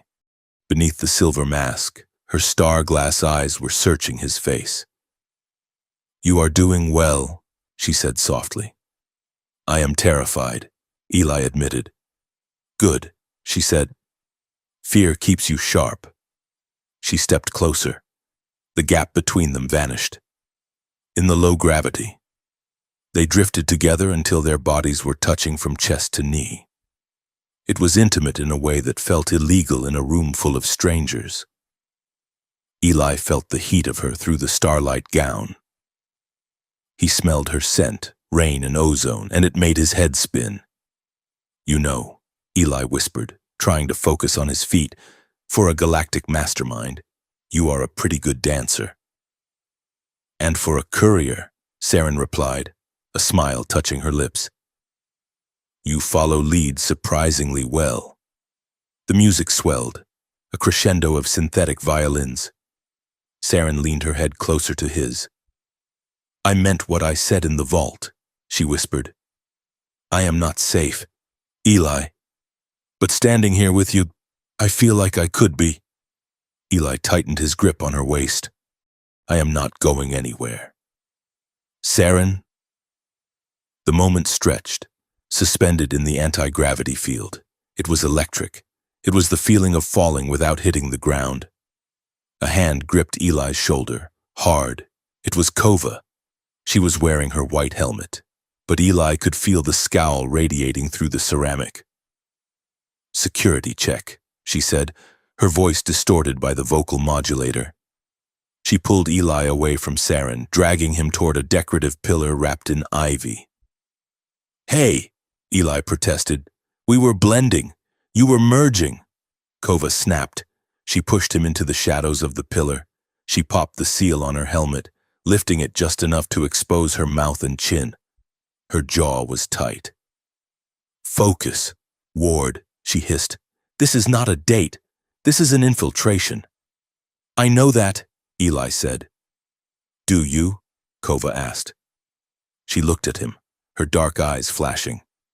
Because from where I was standing, you looked like you were about to rewrite the treaty yourself. She reached into a pouch on her belt and pulled out a small, rough stone carved with a glyph. She pressed it into Eli's palm, closing his fingers over it. Take this, she said. What is it? Eli asked, feeling the stone warm against his skin. A vow charm, Kova said roughly, from my order. It binds the bearer to the protector. She hesitated, her fingers lingering on his fist for one heartbeat too long. It means if you die, I have to kill everyone in this room, she said. So do not die. It is too much paperwork. Eli looked at her. He saw the fear behind the soldier's bravado. He saw that she was just as scared of losing him as she was of the mission failing. I will try to keep the paperwork down, Eli said softly. Kova nodded, snapping her helmet back into place. Good. Target is moving. The captain is at the bar. Captain Hearth was a Tellarite, a porcine species with a reputation for blunt honesty and expensive taste. She was nursing a drink that smoked green vapor. Saren approached her, Eli and Kova flanking. Captain, Saren said quietly. Hearth turned. She did not look surprised. High attaché. You look terrible, even in the dress. We need a ship. Hearth, Saren said. Fast, silent. Hearth took a sip of her drink. I heard. I also heard there is a bounty on your heads that could buy a small moon. We can pay double, Saren said. Once the data is broadcast. Hearth laughed. It was a wet, unpleasant sound. Credits are useless if I am dead. Saren, Ralvin pays better, and he pays in safety. Saren froze. Ralvin, Hearth nodded toward the balcony. The High Envoy himself, he is here, and he is not looking for a rival. Saren, he is looking for a martyr. Saren turned. On the high balcony overlooking the ballroom, High Envoy Ralvin stood. He was of Saren's species, tall and crystalline, wearing robes of blinding white. He was her mentor, the man who had taught her diplomacy. He was looking directly at them. He raised a hand. He is not trying to kill a hive mind delegate, Saren whispered, horror dawning in her voice. The assassination plot. It is not for a stranger. It is for you, Kova realized, drawing her weapon. He wants you dead, a tragic hero, killed by radical separatists. He will use your funeral to launch the war. Hearth smiled apologetically. Nothing personal, kid. Business. Hearth smashed a button on the bar counter. The music stopped. The lights turned a brutal, washing red. Attention, a voice boomed. terrorist elements identified on the floor. Chaos erupted. The masks shattered. Dancers screamed and scattered, overturning tables. From the ceiling, the constellations blinked out, replaced by the red eyes of 100 security drones descending like a swarm of metal locusts. "Move!" Kova roared. She kicked the bar, flipping a heavy marble table onto its side to create cover. Laser fire erupted, scorching the air. Eli scrambled behind the table, dragging Saren down. "He betrayed me," Saren whispered, shock freezing her limbs. "Ralven, he was like a father. He is a politician," Kova yelled, firing a suppression round over the table. "They eat their young. We need an exit. The VIP lift is cut off," Eli shouted, checking his map. "The observatory," Saren said, snapping back to reality. "It has an external maintenance hatch. They ran. It was a nightmare sprint through a riot of velvet and laser fire. Drones swooped down, firing stun bolts and plasma rounds. Saren tapped her wrist tag. "Decoy protocol." She threw a small disc onto the floor. Instantly, a holographic duplicate of Saren appeared, running in the opposite direction. It flickered and shouted, drawing the fire of half the drones. "Smart!" Eli yelled, ducking a piece of exploding sculpture. Kova was a whirlwind. She did not kill. Her vow forbade the taking of life in a sanctuary, but she dismantled. She used her energy blade to slice the rotors off drones, sending them spinning into walls. She kicked a guard in the chest so hard he flew 10 feet back into a fountain. "Excuse me," she shouted as she punched a drone out of the air. "Pardon me." "Coming through." She was bleeding from a graze on her shoulder, the white armor scorched black, but she was laughing. It was a manic, terrifying sound. "Are you having fun?" Eli screamed. "It beats filing reports," Kova yelled back. They burst through the heavy double doors of the observatory and slammed them shut. Kova welded the lock with her blade. They were in a dome of glass, hanging off the edge of the station. The universe was outside, silent and cold. Inside, it was quiet, save for the pounding of their hearts. "We are trapped," Eli said, backing away from the door as sparks began to fly from the other side. "They are cutting through." Saren walked to the edge of the glass. She looked at the stars. She looked defeated.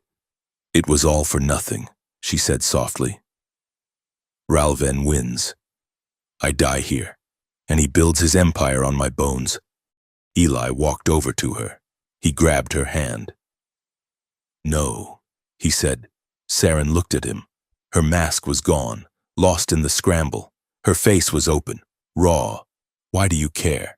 "Eli," she asked, "you could have walked away. You could have surrendered." Eli looked at her. The adaptive suit was pulsing a steady, warm gold now. "Because you matter," he said. "Not the attaché. You." Saren let out a shaky breath. "Power is a lonely thing, Eli," she whispered. "I was taught that attachment is a weakness, that love is a leverage point for enemies." She stepped closer. "But I look at you, and I do not feel weak. I feel inevitable." Eli reached up and touched her cheek. "Then let's be inevitable," he said. He leaned in. This time, there was no hesitation, no interruption. They kissed. It was not the polite kiss of a courtship. It was the desperate, burning collision of two people standing on the edge of the end of the world. It tasted of adrenaline and salt. It was heat and hunger, a claiming that went deeper than skin. For a moment, the lasers cutting through the door didn't exist. The conspiracy didn't exist. There was only the pressure of her mouth, the grip of her hands in his hair, the absolute certainty that he would burn the galaxy down before he let anyone hurt her. It was a kiss that rewrote the gravity in the room. A loud, metallic throat-clearing sound echoed through the dome. They broke apart, breathing hard, foreheads resting against each other. Kova was standing by the airlock, tapping her foot. "If you two are finished rewriting the stars," she said, her voice dry as dust, "we are about to die." Eli laughed, a breathless, giddy sound. He looked at Saren. Her eyes were shining. She looked fierce again. "Right," Eli said, "not dying." "What is the plan?" Kova pointed to the airlock. "External hull route." "Outside?" Eli asked. "In space?" "We have mag boots," Kova said. "The maintenance ladder runs down the spine to the lower engineering decks. We can lose them in the engine wash." "Is it safe?" Eli asked. "Safe?" Kova laughed. "No, it is insane. But the door is about to melt." "Let's go," Saren said. They jammed their feet into the emergency magnetic boots stored in the locker. They sealed the airlock and cycled it. The outer door opened. Silence crashed in. There was no sound in the vacuum, only the vibration of the boots locking onto the hull. They stepped out. Vesper Station was a mountain of light beneath them. Above, the nebula stretched out like a bruise on the face of God. "Hold on!" Saren's voice crackled over the short-range comms in their earpieces. They began to run down the side of the station. It was terrifying. The universe tried to pull them off with every step. The mag boots clanked rhythmically, the vibration traveling up Eli's shin bones. Below them, the station's main thrusters were firing. Sheets of ion exhaust, like the aurora borealis, washed over the hull. Colors, green, pink, violent violet, danced around them. It was beautiful. It was deadly. "We are almost to the shadow zone," Kova called out. Suddenly, Eli's wrist tag screamed. It was not a notification. It was not a heat warning. It was a lockdown. The tag seized up, crushing his wrist. A red light flared, brighter than the nebula. "What is happening?" Eli shouted, stumbling. Saren turned back, grabbing his arm. "Eli!"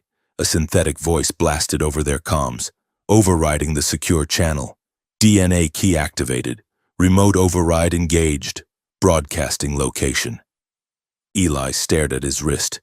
The tag was projecting a beacon, a massive, pulsing holographic arrow pointing right at them, visible to every ship, every sensor, every drone in the sector. "They hacked the tag," Eli yelled. "They are using my blood to track us." "They did not just find us," Kova said, looking up. Above them, the blackness of space was suddenly filled with lights. Dozens of patrol ships, drones, a council cruiser. They were all turning toward the three figures clinging to the side of the station like insects. "Run!" Kova screamed, but there was nowhere to run. The light of the search beams hit them, pinning them against the hull, exposed to the eyes of the entire galaxy. They did not die on the hull of Vesper Station. Death would have been simple. It would have been a release into the cold, quiet void where politics could not reach. What happened instead was bureaucracy. The blinding lights that pinned them against the station's skin were not weapon arrays, but tractor lock beams, legally mandated by the Galactic Charter for the detainment of high-priority fugitives. A voice, booming and synthetic, resonated through the vacuum, vibrating directly into the bones of Eli's skull. "Command Council emergency summons authorized. Subjects Ward, Saren, and Kova. You are cited for treason, ecological sabotage, and grand larceny of state secrets. Surrender immediately or your biometric signatures will be terminated remotely." Eli looked at Saren, her face, illuminated by the harsh white glare of the capture beams, was pale. The starlight dress she wore, tattered now from their sprint, looked like a funeral shroud. "We have no choice," Saren said, her voice crackling over the comms. "If we refuse a tribunal summons, the station AI stops our hearts. It is written into the oxygen contracts." Kova slammed her fist against the hull. "I hate lawyers."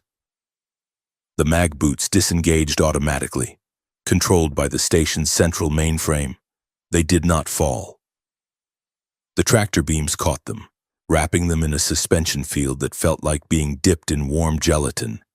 They were hauled up, away from the beautiful, deadly aurora of the engine wash, and pulled back into an airlock that smelled of antiseptic and judgment.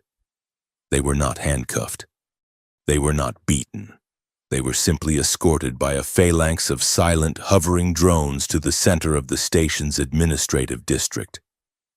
The Council Emergency Tribunal was a place designed to make a human feel like an insect.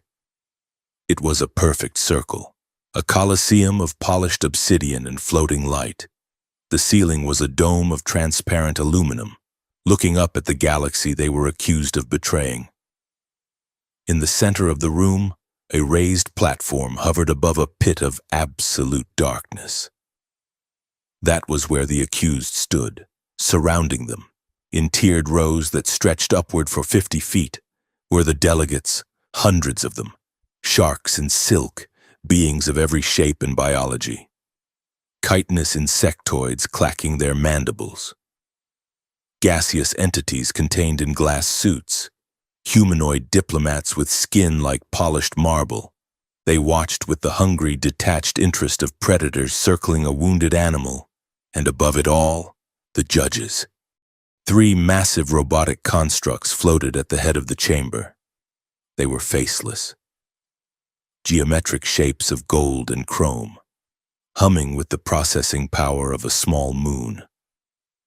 They were the triumvirate of logic, programmed to interpret the 4 million distinct laws of the Galactic Council, without the bias of organic emotion. Eli stood on the floating platform between Saren and Kova. He felt small. He felt dirty. He was wearing a torn adaptive suit that was stuck on a panic-induced shade of gray, and he smelled like fear. Judge Prime, the central robot, spoke. Its voice was a chord of 3 harmonious tones. Session 609 commences. The accused are present. The accuser, High Envoy Ralven, may present the charge. Ralven glided onto a separate podium. He looked magnificent. He wore robes of pure white that seemed to generate their own light. His face was a mask of sorrowful duty. He looked like a saint who had been forced to discipline a beloved child. Honored judges, Ralven began, his voice smooth as oil. It breaks my hearts, both of them, to stand here. High Attaché Saren was my student. I taught her the sanctity of the Unity Pact. I believed she was the future of our peace. He paused, letting a dramatic silence fill the room. But I was blind. The desire for chaos is a rot that hides deep. Ralven gestured to the air. A massive hologram materialized in the center of the room. It was the footage, the fake footage. Eli watched in horror as a digital version of himself, taller, more muscular, with a sinister glint in his eye, crept into the blue room. The digital Eli pulled a device from his bag. The device had a biohazard symbol on it. This human, Ralven said, pointing a trembling finger at Eli, is a radical mercenary known as the Courier. He was hired by Saren to plant a logic bomb in the diplomatic archives. Their goal was to erase the debt records of the border colonies, an act that would collapse the galactic economy and plunge 5 systems into famine. The hologram shifted. It showed Saren handing Eli a bag of credits. It showed Kova murdering a guard in cold blood, a guard who, in reality, was probably currently at home eating dinner. "Lies!" Saren shouted, her voice ringing clear and sharp. "This is a fabrication." "Silence," Judge Prime intoned. The acoustic dampeners in the room activated, sucking the sound of Saren's voice into the walls. Ralven continued, looking sadly at Kova. "And the Guardian. A rogue weapon, defective. She has broken her vows to the Silver Shield and now serves only her own bloodlust." The delegates murmured. The sound was like the buzzing of a million flies. Eli could not take it anymore. He stepped forward. The dampeners were focused on Saren, not him. "Hey!" he shouted. The room went silent. All eyes, thousands of them, turned to the small human in the gray suit. "That is not what happened," Eli yelled. His translator implant gave a sharp, painful whine. "I object. I demand to be heard." The translator, damaged in the escape and overwhelmed by the complex linguistic web of the court, glitched catastrophically. A booming voice, synthesized and amplified to deafening levels, erupted from Eli's throat. "I challenge your lineage to a mating dance of death." My loins burn with the fury of 1,000 suns. The silence that followed was absolute. Ralvin blinked.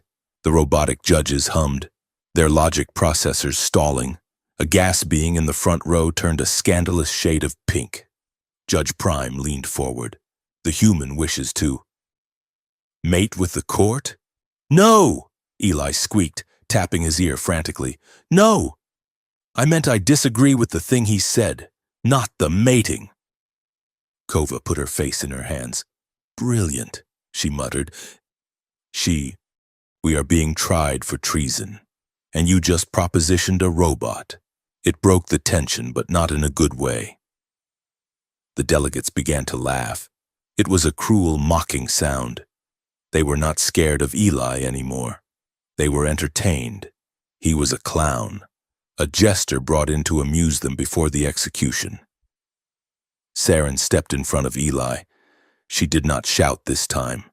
She projected. She used the voice she had used in the Blue Room, the voice of authority. "The human's technology is flawed," she said, her tone cutting through the laughter. "But his intent is clear. You mock him because he is small, because he is inconvenient. But ask yourselves this: why would a courier, a man who delivers droid parts for minimum wage, risk his life to erase debt records he does not even understand?" She turned to face Ralvin. "Unless the debt records themselves are the weapon." Ralvin smiled. "A desperate theory." "Saren, you are trying to confuse the tribunal with paradoxes. I am trying to confuse them with truth," Saren said. "And since we are in the Hall of Justice, I invoke the right of verification." The delegates gasped. Judge Prime's central eye glowed red. "The right is reserved for disputes of blood." "This is a dispute of blood," Kova said, stepping up beside Saren. She ripped the white armor from her arm, revealing the golden skin beneath. She drew her energy blade, not to fight, but to hold it flat against her own palm. "I am a guardian," Kova announced. "My nervous system is keyed to the truth. If I speak a lie while holding the blade, it will sever my hand." She looked at the judges. "I did not kill that guard," she said. The blade hummed, but did not cut. "Ralvin lied about the meeting," she said. The blade remained steady. "Saren is innocent," she said. The blade glowed, but her hand remained whole. She looked at Ralvin, her eyes burning. "Your turn, High Envoy. Pick up the blade." Ralvin's smile faltered for a fraction of a second. "We do not need medieval parlor tricks," he scoffed. "We have data, we have logs, we have the biometric signature of the human entering the secure room." He pointed at Eli. The room recognized him. Ralvin said, "Why?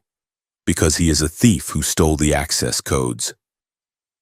Eli looked at Ralvin. He looked at the sharks in the audience. He looked at Saren, who was holding her head high, and Kova, who was risking her hand for the truth. He realized then that he didn't need a blade. He didn't need a diplomatic strategy.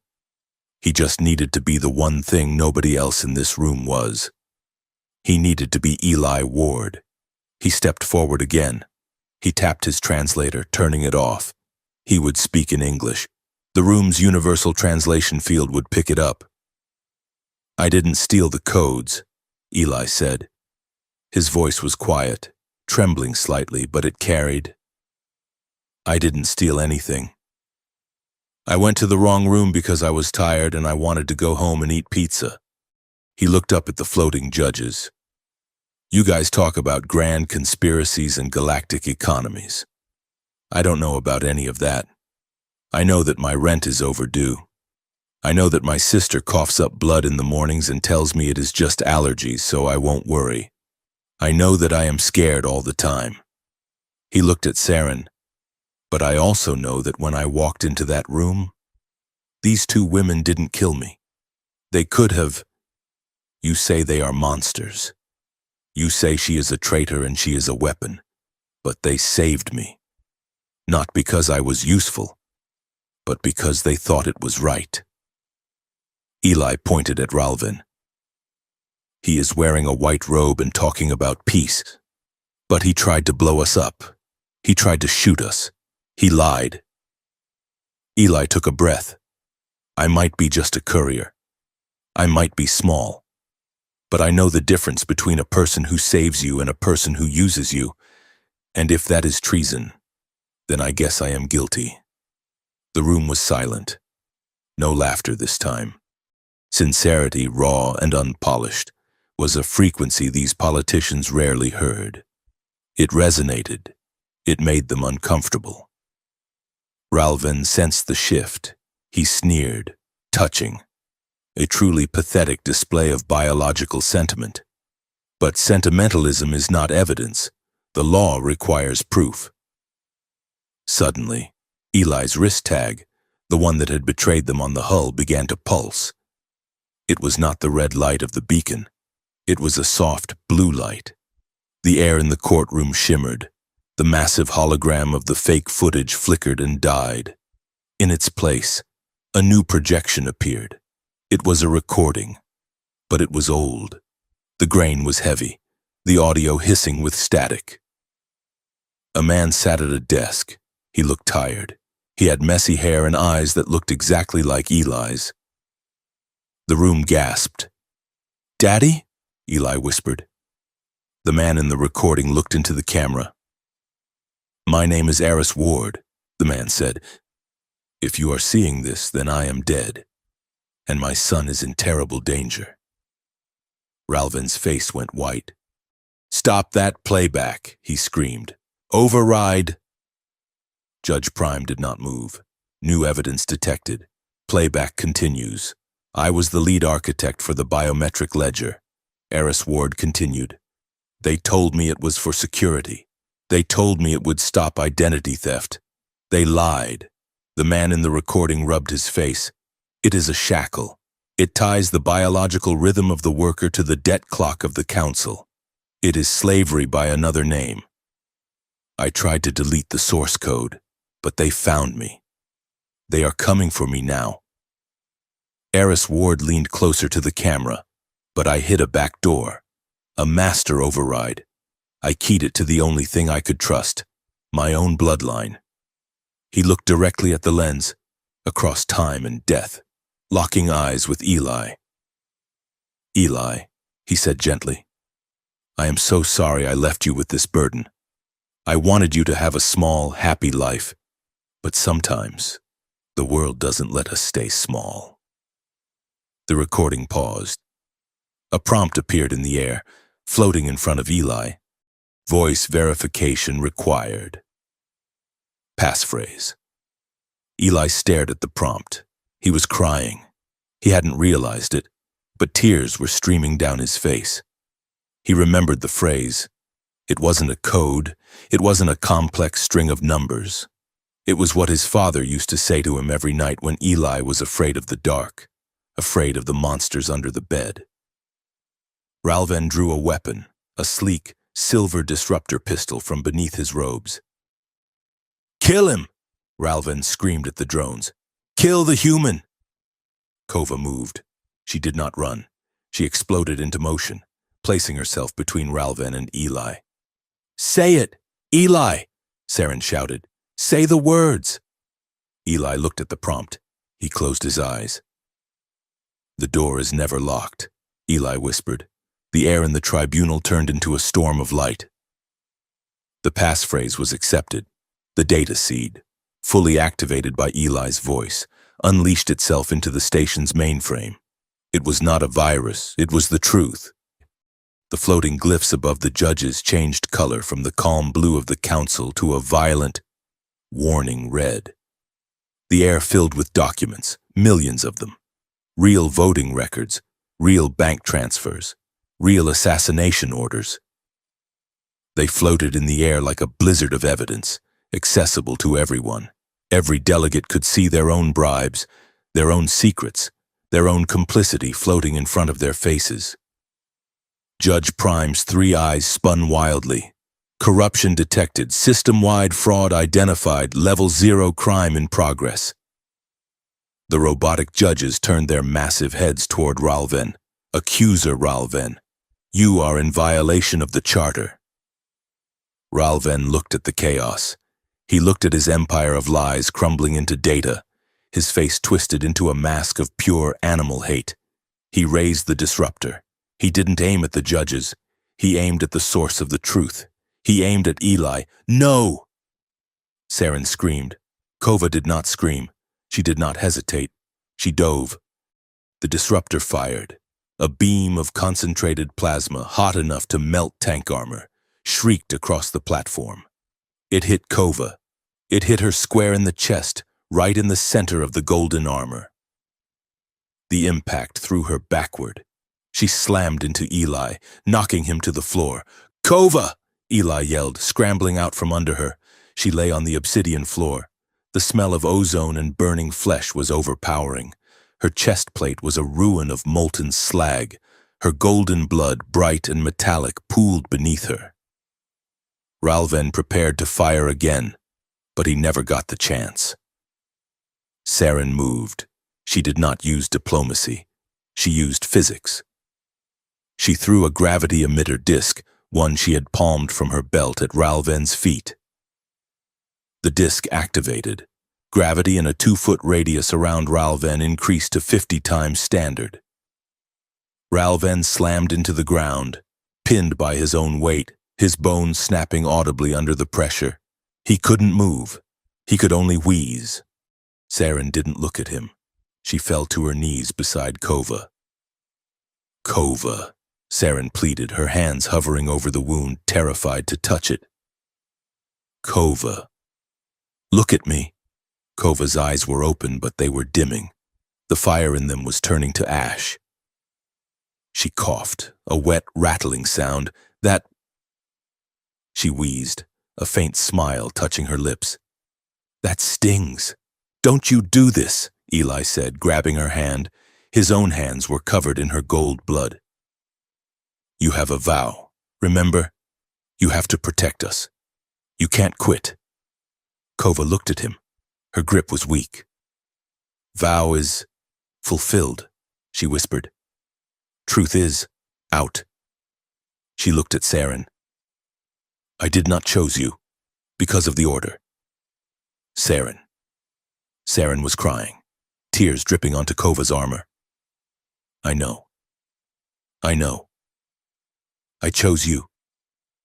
Kova gasped, her breath hitching, because I wanted to be free. And with you, I was. Her eyes drifted to Eli. And you? Luggage. You are dangerously present. Her eyes fluttered closed. Her chest stopped moving. No, Saren screamed. It was a raw, primal sound that echoed off the dome. Kova. Eli felt a coldness spread through his chest that was worse than the vacuum of space. He looked at Kova's still form, the woman who had mocked him, saved him, and held him on the hull. He looked up. The courtroom was in chaos. Delegates were fleeing. Drones were turning on their masters as the AI reclassified the government as a criminal organization. We have to go, Eli said. His voice was hollow. Saren shook her head. I cannot leave her. I will not leave her. We are not leaving her, Eli said. He reached down. He hooked his arms under Kova's legs and shoulders. He gritted his teeth. She was heavy, dense muscle and armor.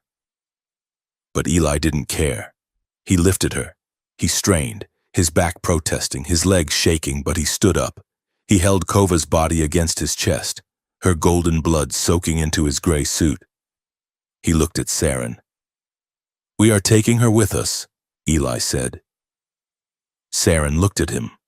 She saw the change in him. The courier was gone. The man standing there was covered in blood and carrying the weight of the fallen, and his eyes were hard as iron. She stood up. She wiped her tears. She nodded. "This way," she said. They ran, not toward the exits where the delegates were trampling each other, but toward the judge's podium. Saren threw a command code at the wall panel. A service hatch beneath the robotic judges slid open. They descended into the underbelly of the court. It was dark here. The noise of the chaos above faded to a dull roar. They ran through damp corridors, pipes dripping sludge onto their heads. Eli's arms burned.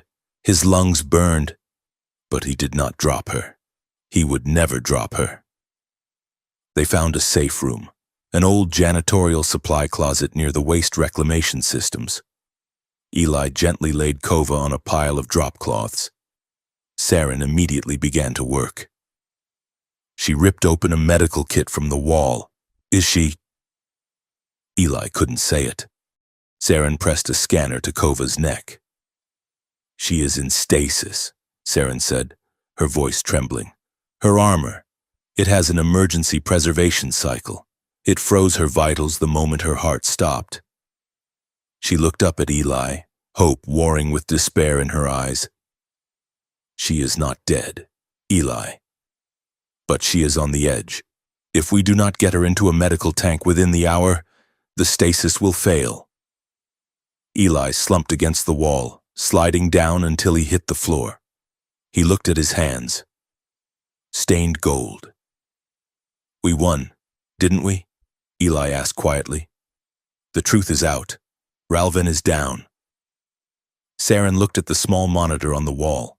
It showed the news feeds. Every channel was broadcasting the documents. Riots were breaking out in the market district. The council guard was fracturing.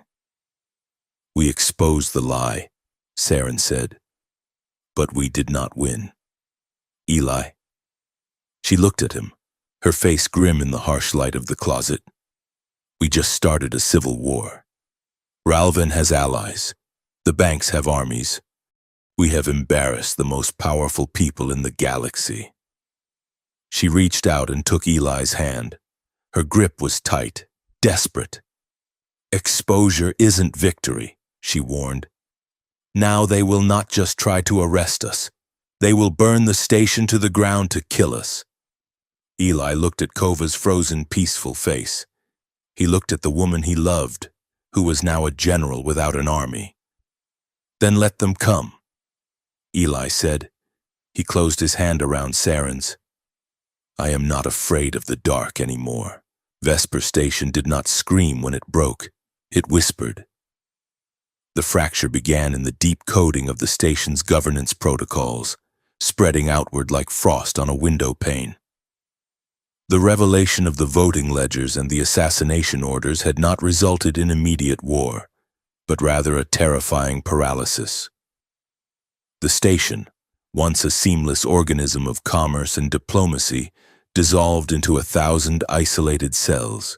Sectors locked their blast doors.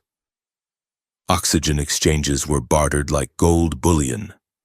The peace that the council had enforced for centuries became a knife fight in slow motion, played out in the negotiation rooms and the dark corridors where diplomats now walked with armed escorts. In a requisitioned cargo bay in Sector 9, the air smelled of stale coffee and high-grade medical antiseptic. Eli Ward sat on a plastic crate, watching the biobed where Kova lay. The golden lights of the healing field hummed a low, monotonous note. It had been 12 hours since the tribunal, 12 hours of hiding, running, and waiting for the stasis gel to knit the Guardian's chest back together. Saren stood by the viewport, looking out at the station's superstructure. The usual constellation of traffic was gone. The space lanes were empty, save for the predatory prowling of council warships enforcing a blockade. They sent a message, Saren said. She did not turn around. Her voice was brittle, like dry leaves. Who? Eli asked, rubbing grit from his eyes. My faction. The reformist bloc. That sounds good, right? Eli asked. Reformists are the good guys. Saren laughed, a short, sharp sound. In politics, Eli, there are no good guys, only winners and survivors. They offered me a deal. If I return to the High Chamber and denounce Ralven as a rogue element, a lone madman, they will grant me his seat. I become the High Envoy. I take power. And if you refuse, then I am a chaotic element, Saren said. And chaos is pruned. They will hunt us until we are dust. Eli looked at her. She still wore the tattered remnants of the starlight gown, the fabric dull and lifeless now. It is a poison choice, she whispered. I either become the tyrant I hate, or I die and leave the galaxy to rot. A mechanical hiss from the biobed interrupted them. The golden field faded. The glass cover slid back. Kova sat up. She gasped, a ragged intake of air that sounded painful. She looked at her chest. The armor was gone, replaced by a simple medical tunic. The skin beneath was scarred, a starburst of pale gold tissue where the plasma bolt had hit her. But it was whole. She looked at Eli, then at Saren. I am not dead, Kova rasped. Her voice was scratchy, unused. No, Eli said, standing up quickly. You are definitely not dead. Kova flexed her fingers. She looked at the scar on her chest again. That was a mistake, she said. Taking a plasma bolt for a human, it violates 3 tactical protocols. Eli smiled. He felt a weight lift off his chest, a weight he hadn't realized was crushing him until she spoke. You can deduct it from my pay, Eli said. Kova looked at him, the hardness in her eyes. That flat, predatory stare she had carried since the Blue Room was different. It was fractured. You do not have any money, Ward, she said, but her tone lacked its usual bite. It was softer. Tired. Saren crossed the room in 2 strides. She did not maintain her diplomatic distance. She reached out and gripped Kova's shoulder, her fingers digging into the fabric of the tunic. Do not ever do that again, Saren commanded fiercely. Kova looked up at the high attaché. She offered a small, crooked smile. I make no promises. Saren, you tend to attract trouble. The dynamic in the room had shifted. They were no longer a diplomat, a bodyguard, and a courier. They were 3 survivors huddled in the wreckage of their old lives, trying to figure out how to build a new one. We cannot stay here, Kova said, swinging her legs over the side of the bed. She winced but pushed through the pain. If the reformists are offering deals, it means they are consolidating power. They will come for us soon to tie up the loose ends. We have the truth out there, Eli said. The documents are public. It is not enough, Saren said. She turned back to the datapad. The station's internal network is quarantined. The council has erected a digital firewall around Vesper. The truth is circulating inside the station. Yes, but the rest of the galaxy? They know nothing. The council is spinning a narrative out there that a terrorist cell has taken over Vesper. They are preparing to glass the station to contain the infection. Eli felt the blood drain from his face. Glass the station? Kill everyone? To save their reputation? Kova said, standing up and testing her balance, without hesitation. So we need to break the firewall, Eli said. We need a quantum beacon, Saren corrected. There is one on the outer rim of the debris field, an old navigational buoy used for deep space telemetry. It is hardwired to the galactic relay. It cannot be jammed by the local net. If we can upload the full archive to that beacon, Saren said, it will broadcast the truth to every system within 1,000 light years. No firewall can stop it. Once it is out, the other great houses will know the council is illegitimate. They will intervene. It is a suicide run, Kova noted, finding her boots and pulling them on. The debris field is unstable, and the station batteries will fire on anything that leaves the docking ring. Eli looked at the two women, one born to rule, one bred to fight, both of them looking at him as if he were the deciding vote. Well, Eli said, checking his wrist tag, which was miraculously still functioning. I have already been fired, evicted, and accused of treason. I do not think I have much left to lose. He paused, looking at them. Except you two. So let's go make some noise. The preparations were frantic and quiet. They stole supplies from the cargo bay, oxygen scrubbers, energy cells, and a crate of protein bars. In the quiet moments before the move, the tension that had been winding tight between them for days finally snapped, not into conflict, but into clarity. Eli found Saren checking the power coupling on a stolen localized shield generator. She was staring at the device, her hands trembling slightly. Hey, Eli said softly. Saren looked up. Her star-glass eyes were dim. I am afraid, Eli, she admitted, not of dying, but of failing. If I take the throne, I become Ralvin. If I run, I abandon my people. You are looking at it like a binary choice, Eli said. He moved closer, resting his hip against the crate next to her. Power or exile? Is there a third option? She asked. There is the option where you destroy the throne so nobody can sit on it, Eli said. Saren studied his face. You make it sound simple. It is not simple, Eli said. It is terrifying. But you are not doing it alone.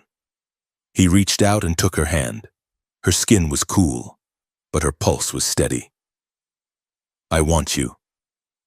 Saren, Eli said. His voice was steady, stripped of the jokes he usually used as armor. But I do not want to own you, and I do not want to be your subject. I just want to be the guy standing next to you when the smoke clears. Saren squeezed his hand. A partnership, she whispered. No vows of obedience, just choice. That sounds like a better deal than the council is offering, Eli said. Across the bay, Kova was calibrating a plasma rifle she had scavenged. She looked up as Eli walked over. She looked different without the armor, smaller, but somehow more solid, more real. How is the chest? Eli asked. It itches, Kova grumbled. She slotted a power cell into the rifle with a satisfying click. Listen, Kova said, not looking at him. Back in the tribunal. What I said. About wanting to be free. About you being present, she corrected. She looked up then, her dark eyes vulnerable in a way that made Eli's chest ache. I am an engineered weapon, Ward. My entire existence is predicated on utility. If I am not fighting, if I am not guarding, I do not know what I am. I am afraid that when this war is over, I will just be spare parts. Eli sat down on the bench next to her. You are not a toaster. Kova, you do not stop mattering just because you are not being used. He bumped his shoulder against hers. You made a joke earlier, Eli said, about the pay deduction. It was actually funny. Kova raised an eyebrow. It was mild wit at best. It was funny, Eli insisted, and you saved me. You chose to save me. That is not programming. That is a person. You are already necessary. Kova, not because you can shoot, but because you are you. Kova looked at him for a long moment. Then, slowly, she leaned her head against his shoulder. It was a gesture of immense trust from a woman who had been trained to never lower her guard. "You are still pathetic," she murmured. "I know." Eli smiled. They found their chariot in a decommissioned repair bay. It was a heavy-lift shuttle, a flying brick designed for towing asteroids. It had no weapons, no sleek lines, and the paint was peeling. "It is perfect," Saren said, running her hand over the dented hull. "It has reinforced shielding for debris impact." "It can take a hit. Let's hope it can take 100, Kova said, throwing the gear bags into the airlock. They launched. The shuttle, which Eli christened the indestructible Pebble, shuddered as it disconnected from the magnetic clamps. Saren took the pilot's seat, her fingers flying across the controls with a grace that made the clumsy ship dance. Kova took the co-pilot station, manning the sensor arrays and the internal defense turrets. Eli sat in the engineering well, hooked into the beacon's uplink frequency. "Hold on," Saren said calmly. "Gravity shear in 3, 2, 1. The shuttle dropped out of the bay and into the void. Immediately, the station's automated defense grid lit up. Red warning lights flooded the cockpit. "Target locked," Kova announced. "Containment rounds incoming." Containment rounds were not designed to destroy. They were designed to incapacitate. They were massive slugs of ionized gel that hardened on impact, freezing a ship in place like a fly in amber. Saren banked the shuttle hard to the left. The G-force slammed Eli into his seat. A glob of blue gel the size of a house sailed past the viewport. "We need to reach the debris field," Saren shouted over the roar of the engines. "The metal interference will scatter their targeting sensors." She dove the shuttle toward the ring of broken ships and discarded hull plates that orbited Vesper Station. It was a graveyard of metal, a chaotic swirling river of jagged steel. Saren flew like a possessed artist. She threaded the needle between two spinning reactor cores, rolled the shuttle to avoid a floating antenna array, and skimmed the surface of a derelict freighter. "Hull integrity at 80%, Kova yelled as a piece of debris scraped the belly of the ship, screeching like a banshee. "We have boarders," Eli shouted, looking at his console. "What?" Saren asked. "A breach pod." Eli pointed to the schematic. "They latched onto the rear airlock while we were slowing for that turn. They are cutting through." Kova unbuckled her harness. She grabbed her plasma rifle and the energy blade. "Stay on the beacon. Ward," she ordered. "I will handle the guests." She moved into the corridor. Eli watched on the internal monitors. The airlock blew inward. 3 council commandos in heavy void armor stormed in. Kova did not wait. She used the narrow corridor to her advantage. She slid under the first volley of fire, swept the legs of the lead commando, and used his falling body as a shield against the others. She was not killing them. She was dismantling them. She shot their weapons out of their hands. She ruptured their suit servos so they froze in place. She was a blur of motion, cracking jokes that Eli couldn't hear but could see in the tilt of her head. She was alive. "Beacon range in 30 seconds, Saren shouted. "Eli, get the package ready, I am trying." Eli typed furiously. "The encryption key is fighting me. It needs a continuous voice authentication." "Then keep talking," Saren yelled. "I do not know what to say. Read it a bedtime story. Just keep the channel open." Eli took a deep breath. Once upon a time, there was a courier who really hated cardio. The upload bar ticked up. 70%. 80. "We are at the beacon," Saren announced. Through the front viewport, a massive rotating spire of silver metal loomed out of the debris. Saren matched the beacon's rotation. She extended the shuttle's grappling arm. "Hard connect established," she yelled. "Eli, send it." 100%, Eli said, slamming the execute key. The beacon pulsed. A wave of invisible energy rippled out from the spire, punching through the jamming field, punching through the blockade, screaming across the subspace relay to every receiver in the quadrant. The truth was loose. We did it. Eli breathed. Suddenly, a massive shadow fell over the shuttle. A Council interceptor, a sleek predatory warship, rose from behind a piece of debris. It was blocking their exit vector. It hailed them. The face of Ralvin appeared on the main screen. He looked disheveled. His white robes were stained, and his arm was in a sling from the gravity crush Saren had inflicted. But his eyes were manic. "Congratulations," Ralvin sneered. "You have made quite a mess. Let us pass." "Ralvin," Saren said, her voice cold. "The galaxy knows. You cannot stop it. The galaxy is vast," Ralvin said. "Truth takes time to travel. A missile takes seconds." He looked at Eli. "Mr. Ward, I have a proposition." Eli looked at the screen. "What?" "You are the key," Ralvin said. "Your father's code. Even with the broadcast, I can scrub the local systems if I have your biometric override."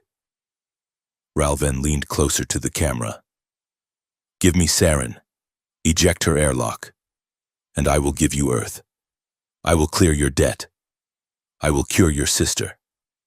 I will give you a private island where you never have to see a star again." Eli looked at the man. He thought about Sarah. He thought about the debt.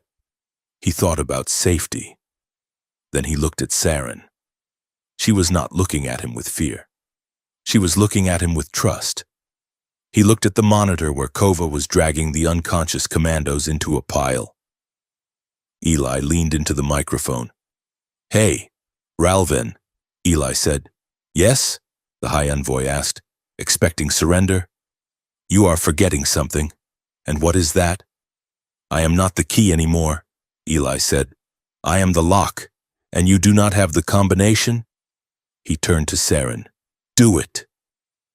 Saren smiled. She opened a channel, not to Ralvin, but to the Interceptor's crew. "Attention crew of the Council Interceptor," Saren said, her voice echoing through the enemy ship. "This is High Attaché Saren. Your High Envoy has just offered to trade state secrets for a personal vendetta. He is in violation of the Charter. I am broadcasting his offer to the Triumvirate judges right now." Ralvin's eyes went wide. "You are bluffing." "Am I?" Saren asked. "Or am I the one who wrote the protocols you are breaking?" On the Interceptor, mutiny was instantaneous. The crew, realizing their commander had gone rogue and fearing the legal backlash of the tribunal, cut the power to Ralvin's weapons. The Interceptor powered down. Ralvin screamed in rage. He activated a manual override, not for the ship, but for a docking clamp. He forced his ship to ram the indestructible pebble. The impact threw them all to the floor. "He is boarding us," Saren yelled. Ralvin, mad with the loss of his power, stormed through the airlock himself. He was armed with an energy lance, his face twisted in a rictus of hate. He burst onto the bridge. "You ruined everything," he shrieked, raising the lance at Saren. Eli stepped in front of her. He didn't have a weapon. He just had his body. But he didn't need to fight. Kova was there. She dropped from the ceiling vent she had crawled through. She landed behind Ralvin. She didn't use her blade. She used her hands. She grabbed the lance, twisted it out of his grip, and swept his legs. Ralvin hit the deck hard. Kova had him pinned in a second, her arm around his throat. "Do it!" Ralvin spat. "Kill me. Make me a martyr." Kova looked down at him. Her eyes were clear.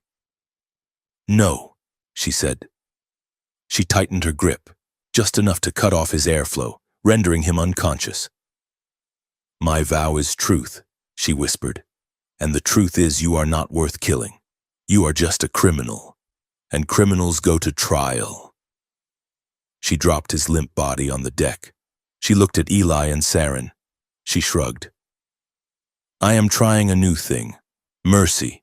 It is surprisingly efficient. The aftermath was not a parade. It was a headache." Vesper Station entered a state of transitional chaos. The beacon had done its work. Fleets from the Hive Mind Collective and the Crystalline Worlds arrived within hours, demanding answers. The council collapsed in on itself, dissolving into emergency committees and investigative panels. War was avoided. Barely. It was replaced by the messy, loud, complicated work of reform. 3 days later, in a private observation deck overlooking the repair yards, Saren stood before a delegation of reformists. They held a velvet cushion with the circlet of the High Envoy upon it. "We need a leader," the lead delegate pleaded, "someone to unite the factions." Saren looked at the crown. She looked at Eli, who was leaning against the wall eating an apple, and Kova, who was polishing her armor. "No," Saren said. The delegate blinked. "But you are the hero." "I am a symbol," Saren said, "and symbols belong in museums. Vesper does not need a ruler. It needs a voice." She gestured to the stars. "I will serve as an envoy, a traveler. I will go to the border colonies, the ones we tried to enslave, and I will listen. That is my new role." The delegate left, confused and disappointed. Kova stepped forward. "I resigned from the order this morning," she announced. Eli choked on his apple. "You what?" "They wanted to court-martial me for the mercy thing," she said. "So I quit. I am rewriting my vows." "To what?" Eli asked. "To choice," Kova said. "I protect who I want, when I want." She looked at Saren. "And currently, I want to protect a stubborn diplomat who thinks she can fix the galaxy by talking to it." Saren smiled, a radiant, genuine expression. "You are hired, though I cannot pay you much. I will take payment in insults toward the human," Kova said. Eli walked over to the viewport. He looked out at the stars. They didn't look cold anymore. They looked like a map. "So," Eli said, "a diplomat, a Ronin bodyguard, and what am I?" Saren walked over to him. She placed her hand on his chest, over his heart. "You are the courage, Eli. You are the one who decides to open the door, even when it is the wrong one." Eli covered her hand with his. Kova joined them, leaning her elbow on Eli's shoulder. "We are a strange crew," she noted. "The best kind," Eli said. He looked at them. He saw the future. It wasn't safe. It wasn't simple. It was going to be full of danger, arguments about navigation, and terrible food. It was going to be perfect. The video file was grainy, compressed to make the transmission across light years. Eli Ward sat in the pilot's chair of a newly refurbished shuttle, the wrong turn. He looked tired. There was a bruise on his cheek and grease in his hair, but he was smiling. "Hey, Sarah," he said to the camera. He took a breath, rubbing the back of his neck. "So, the medical credits are on the way. I know, it is a lot. Don't ask where I got it. Let's just say I negotiated a very aggressive severance package from my last job." He glanced off screen. Saren's hand came into view, adjusting his collar. Kova's laugh echoed in the background. "I am not coming home just yet," Eli said, looking back at the lens. "I found something out here. Or, I guess something found me." He leaned in, his eyes bright. "You won't believe this, Sarah. I entered the wrong room and the 2 alien women inside wouldn't let me leave." He paused, a look of profound gratitude crossing his face. "They didn't trap me. They saved me." Eli reached out and ended the recording. The screen went black. The stars awaited.